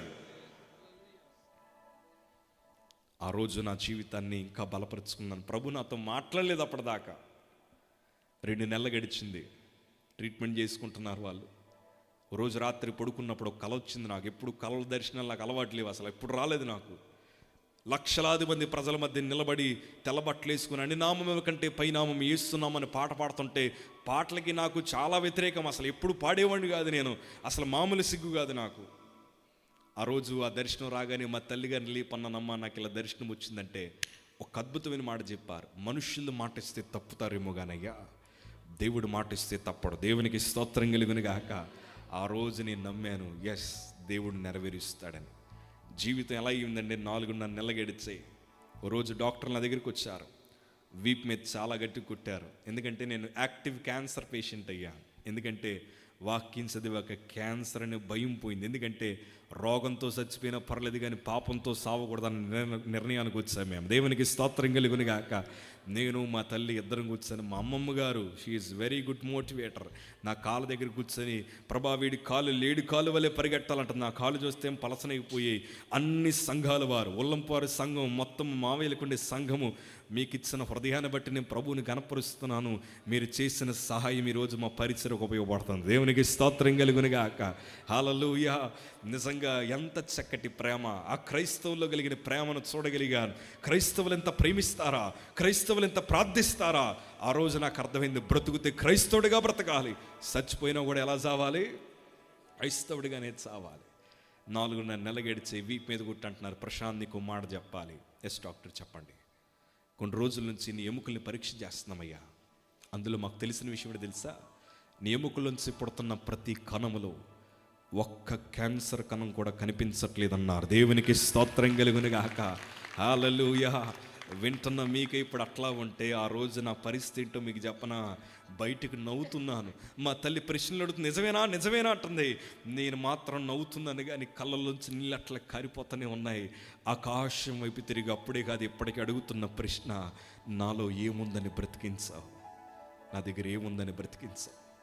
నాకంటే గొప్పవారు, జ్ఞానవంతులు, బలవంతులు, మాట్లాడగలిగిన సామర్థ్యత కలిగిన వారు ఎంతోమంది ఉన్న నన్నే ఎందుకు ప్రభు అంటే, అయ్యా బలవంతులకు బుద్ధి చెప్పుటకు ఈ బలహీనలు వాడుకుంటున్నాడు ఆయన. ఈ సంగమా, నేను బలహీనే, మీరు బలహీనలే, కానీ ఆయన వాడుకుంటాడు, ఆయన ఏర్పరుచుకుంటాడు. విడిచిపెట్టవు. మనుషులు వదిలేస్తారు, దేవుడు కూడా వదిలేస్తాడేమో అనుకోద్దు. ఆయన వదలడు. నువ్వు దూరంగా వెళ్ళిపోయిన వదలడు ఆయన.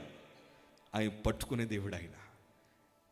4.5 నెలల తర్వాత మా ఇంటికి వచ్చాం. కొంతమంది ఆయుష్ నిర్ణయించారు, 6 నెలల కంటే సంవత్సరం కంటే ఎక్కువ బ్రతకడన్నారు. Whatever it is. ఇప్పుడు 11 సంవత్సరాలు. విషయం ఏంటంటే నేను చెప్పుకోవాల్సి వస్తుంది క్యాన్సర్ వచ్చిందని. ఎందుకంటే ఆయన రూపములు మార్చే దేవుడు ఆయన, బలమును దయచేయగలిగిన దేవుడు ఆయన, శక్తి చేత నింపి పక్షిరాజు వలె వాడుకోగలిగిన సమర్థుడు ఆయన. హల్లెలూయా, హల్లెలూయా. దేవుని కృప. నేను ఇంటికి వచ్చిన తర్వాత నా స్నేహితులు నేను మారు మనసు పొందగా ఒకే రోజు 40 మంది బాప్తీసం పొందారు. దేవునికి స్తోత్రం కలుగును గాక. నేను తిరిగిన రాజకీయవేత్తలు 20 మందిని ప్రభువులోకి నడిపించగలిగాను. దేవుని కృపను బట్టి ఏ నోటితో అయితే బూతు మాటలు రాశాను, అదే నోటితో ప్రభు కోసం 23 పాటలు రాశాను. పడిన చోట దేవుడు నిలబెట్టగలిగిన సమర్థుడని నేను చెప్పడం కాదు, అనేక మంది చెప్పుకునేలాగా దేవుడు మార్చాడు. దేవునికి స్తోత్రం కలుగును గాక. పరిస్థితులు ఎలా అయిపోయి అంటే, సంఘములను ఆశీర్వదించడానికి ప్రభు ఈ పనికిరాని పాత్రను నిలబెట్టుకున్నాడు. దేవుని కృప ఏంటి చెప్పన, నా కోసం ఎంతోమంది ప్రార్థించారు. ఆ కన్నీరే నాకు ఆశీర్వాదంగా మార్చబడింది. దేవునికి స్తోత్రం కలుగును గాక. మా తల్లి ఎప్పుడు అంటూ ఉండేది, అందరూ ప్రార్థన చేస్తున్నారు, లేట్ తీసుకోకయ్యా, ఆ ప్రార్థనకి నిచ్చెన అవుతుంది, ఆ నిచ్చెన నువ్వు ఎక్కాలి విశ్వాసంతో అంది. ఎక్కేసాం, పోరాడాం. ఎక్కుతున్నప్పుడు అటు ఇటు చూడలేదు, ఎందుకంటే ఆ పక్క పేషెంట్ చచ్చిపోతున్నాడు, ఈ పక్క పేషెంట్ చచ్చిపోతున్నాడు. అటే చూడలేదు, కానీ ఎటు చూసామంటే ప్రభు వైపు చూస్తాం. ఈరోజు రాత్రి నేను అంటాను, మీ కుటుంబ పరిస్థితులు చూడకండి, మీ బలహీన పరిస్థితులు చూడకండి, మీ రోగాలు చూడకండి. ఎవరి వైపు చూడాలి మీరు? నిజమేనా అనాలి. దేవుని స్తోత్రం చెప్పండి ఒకసారి. హల్లెలూయా, హల్లెలూయా. చివరికి ఒక మాట చెప్తున్నాను, నన్ను బాగు చేసినందుకు యేసుని నమ్ముకోలేదు నేను. నెవర్. నన్ను బాగు చేసినందుకు యేసుని నమ్ముకోలే.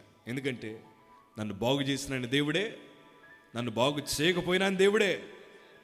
మరి యేసు ప్రభుడు ఎందుకు నమ్ముకున్నామంటే, నరకము నుండి తప్పించగలిగిన ఒకే ఒక మార్గము యేసు దగ్గర తప్ప మరి ఎక్కడ లేదు. దేవునికి స్తోత్రం కలుగును గాక. ఆయనలాగా ప్రేమించేవాడు మరొకరు లేరు. ఆ ప్రేమను బట్టి యేసు ప్రభులోకి వచ్చా. ఈరోజు మేము కోటీశ్వరులను చెప్పను, కానీ దానికంటే ఉన్నతమైన ఆస్తి ఒకటి మా దగ్గర ఉంది. అదేంటంటే మా భక్తి, మా ఆస్తి. దేవునికి స్తోత్రం కలుగును గాక. ఎన్నాళ్ళు ఉంటాం తెలియదు, కానీ సచ్చేటప్పుడు కొన్ని ఆత్మలు రక్షించి చచ్చిపోవాలని మా కోరిక. కొంతమంది యవనస్తులైన ప్రభు కోసం ప్రభావితం చేయాలని మా కోరిక. ఓ మాట చెప్తాను చివరిగా, మీరు నన్ను మర్చిపోయినా పర్లేదు, నా పేరు గుర్తుపెట్టుకోపోయినా పర్లేదు, నో యూజ్ దాంట్లో. నేను ప్రకటిస్తున్న దేవుణ్ణి ఎప్పుడు మర్చిపోకండి.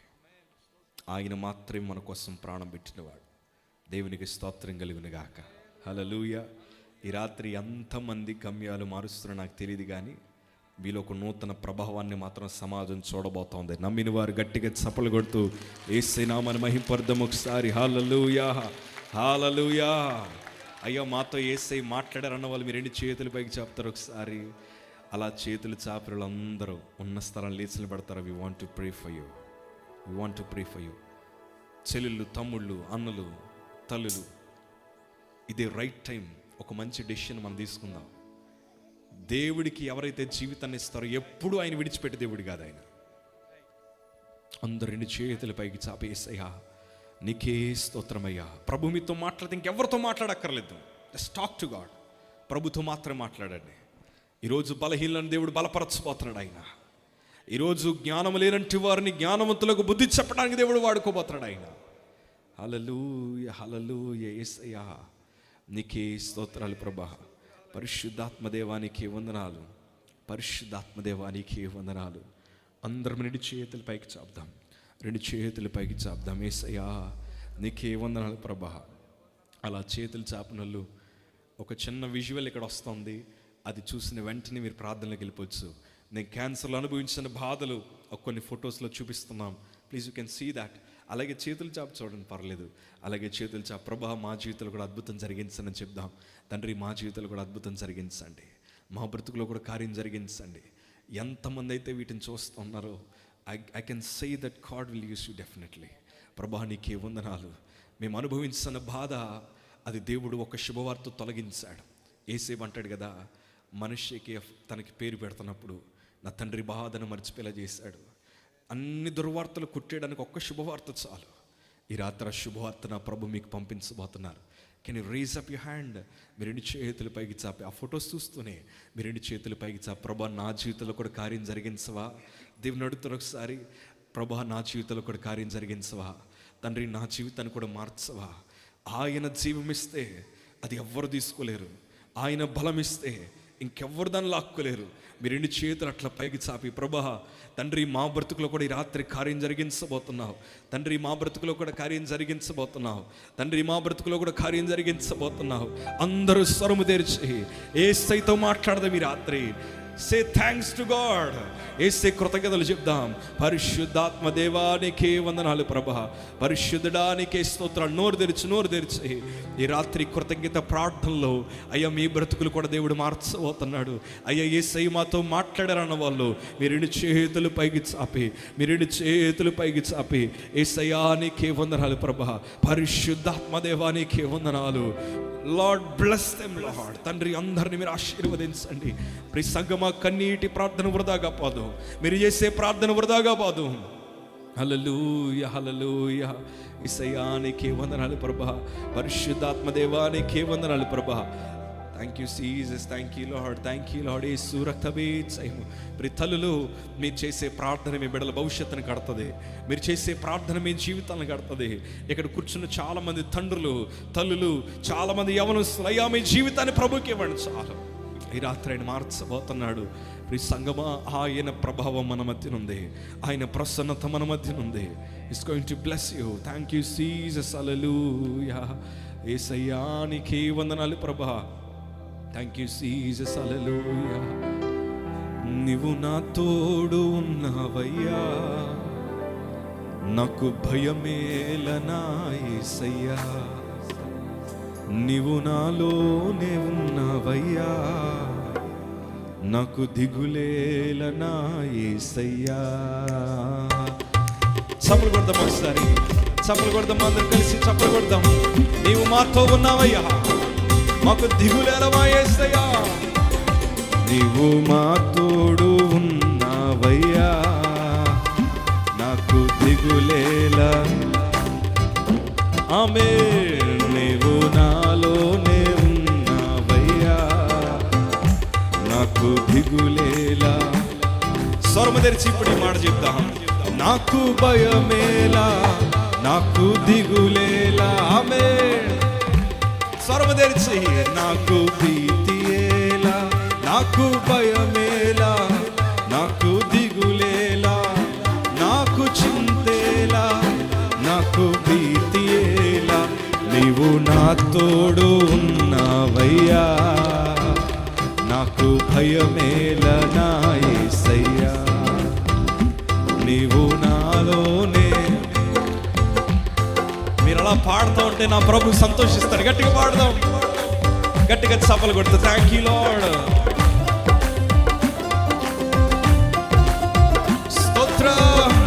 ఈ రాత్రి సంతోషంతో మీ ఇంటికి తిరిగి వెళ్ళబోతున్నారు. నా ప్రభు మిమ్మల్ని తృప్తిపరచబోతున్నాడు ఆయన. ఆమేన్. హల్లెలూయా.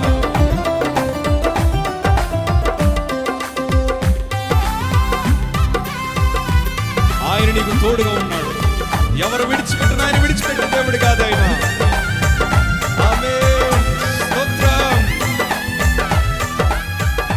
పనికిరాని వారిని వాడుకునే దేవుడు ఆయన, నిలబెట్టగలిగిన దేవుడు ఆయన. కష్టములు నష్టములు ఆయన తోడుండే దేవుడు ఆయన. నీ కన్నీరు వృధాగా పోదు.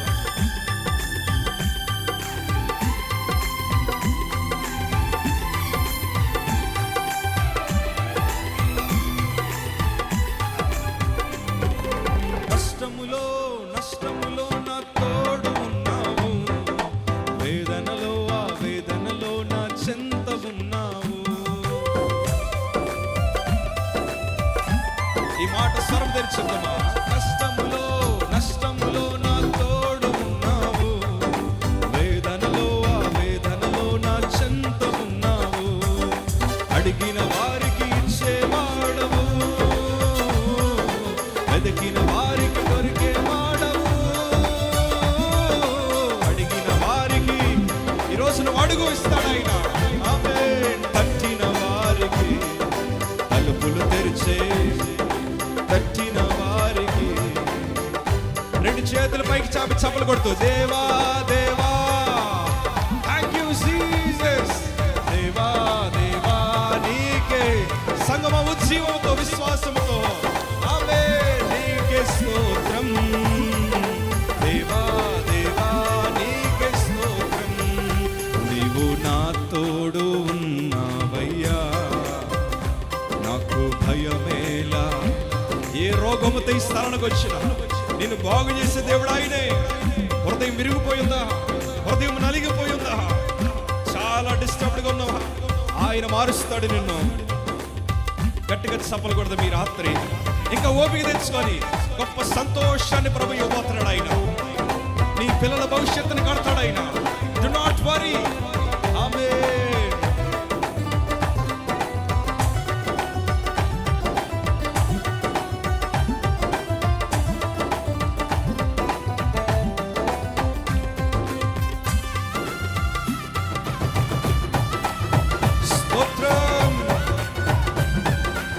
పరిశుద్ధుడు పరిశుద్ధుడు పరిశుద్ధుడని కొన్ని కోట్ల దేవదూతల మధ్యన కొనియాడబడుతున్న దేవుడు ఈ రోజు మన మధ్యన సంచరిస్తున్నాడు ఆయన.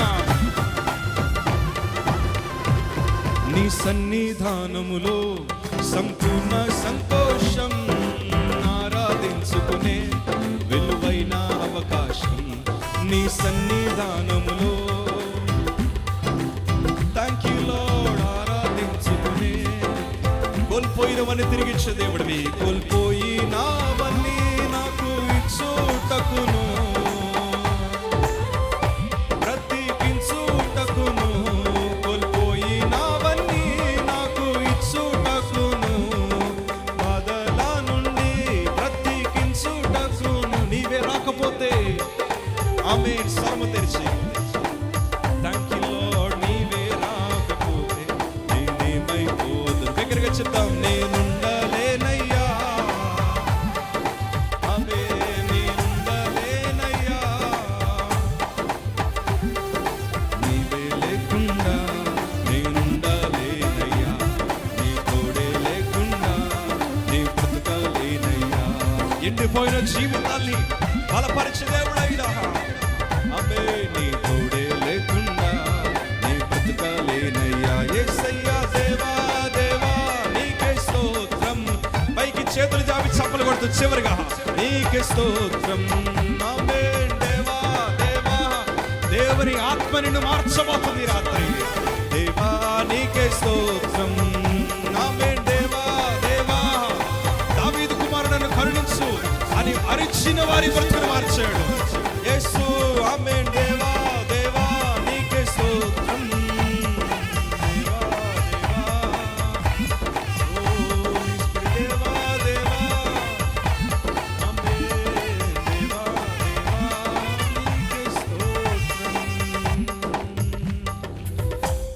యేసయ్యతో మాట్లాడితే రెండు చేతుల పైకి చాపి చప్పలు కొడుతూ నా ప్రభువు నామాన్ని మహిమపరుద్దాం. హల్లెలూయా. యేసయ్యా యేసయ్యా యేసయ్యా యేసయ్యా. తండ్రి కన్నీటి నాట్యముగా మార్చే దేవుడివే. యేసయ్యా యేసయ్యా యేసయ్యా యేసయ్యా. ఈ ప్రార్థన కూడికి ఏర్పాటు చేసిన ఆనంద్ బ్రదర్ కోసం చిన్న ప్రార్థన చేద్దాం. తండ్రి, బిడ్డలను ఆశీర్వదించండి, వారి కుటుంబాన్ని ఆశీర్వదించండి. ఈ కృతజ్ఞత ప్రార్థనలో తండ్రి వారి సంతోషం అనేక మందితో పంచుకోవాలని, అనేక మంది రక్షించబడాలని సేవకులతో కలిసి వారు తీసుకున్న నిర్ణయాన్ని బట్టి నీకు వందనాలు తండ్రి. వేదిక మీద ఉన్న దైవవిషయాలందరినీ మీరు దీవించండి అయ్యా. వారి కన్నీటిని మీరు నాట్యముగా మార్చబోతున్నారు. ప్రాముఖ్యంగా రాత్రి ఎంతో మందిని మీరు దర్శిస్తూ వచ్చారు. మనుషులు మాట్లాడితే ఎవరి జీవితాలు మారవు, కానీ ఈరోజు ఎంతమంది ప్రభావితం చెందారంటే మేము నమ్ముతున్నాం, నువ్వే వారితో మాట్లాడావు, నువ్వే వారితో మాట్లాడావు. బిడ్డలను తలాంతులు కలిగిన వారిగా మార్చి అనేక మంది రక్షణ పొందడానికి కృప చూపించమని యేసు నామమున వేడుకొంచున్నాం పరమ తండ్రి. ఆమేన్. మరొకసారి మీ అందరికీ వందనాలు. అలాగే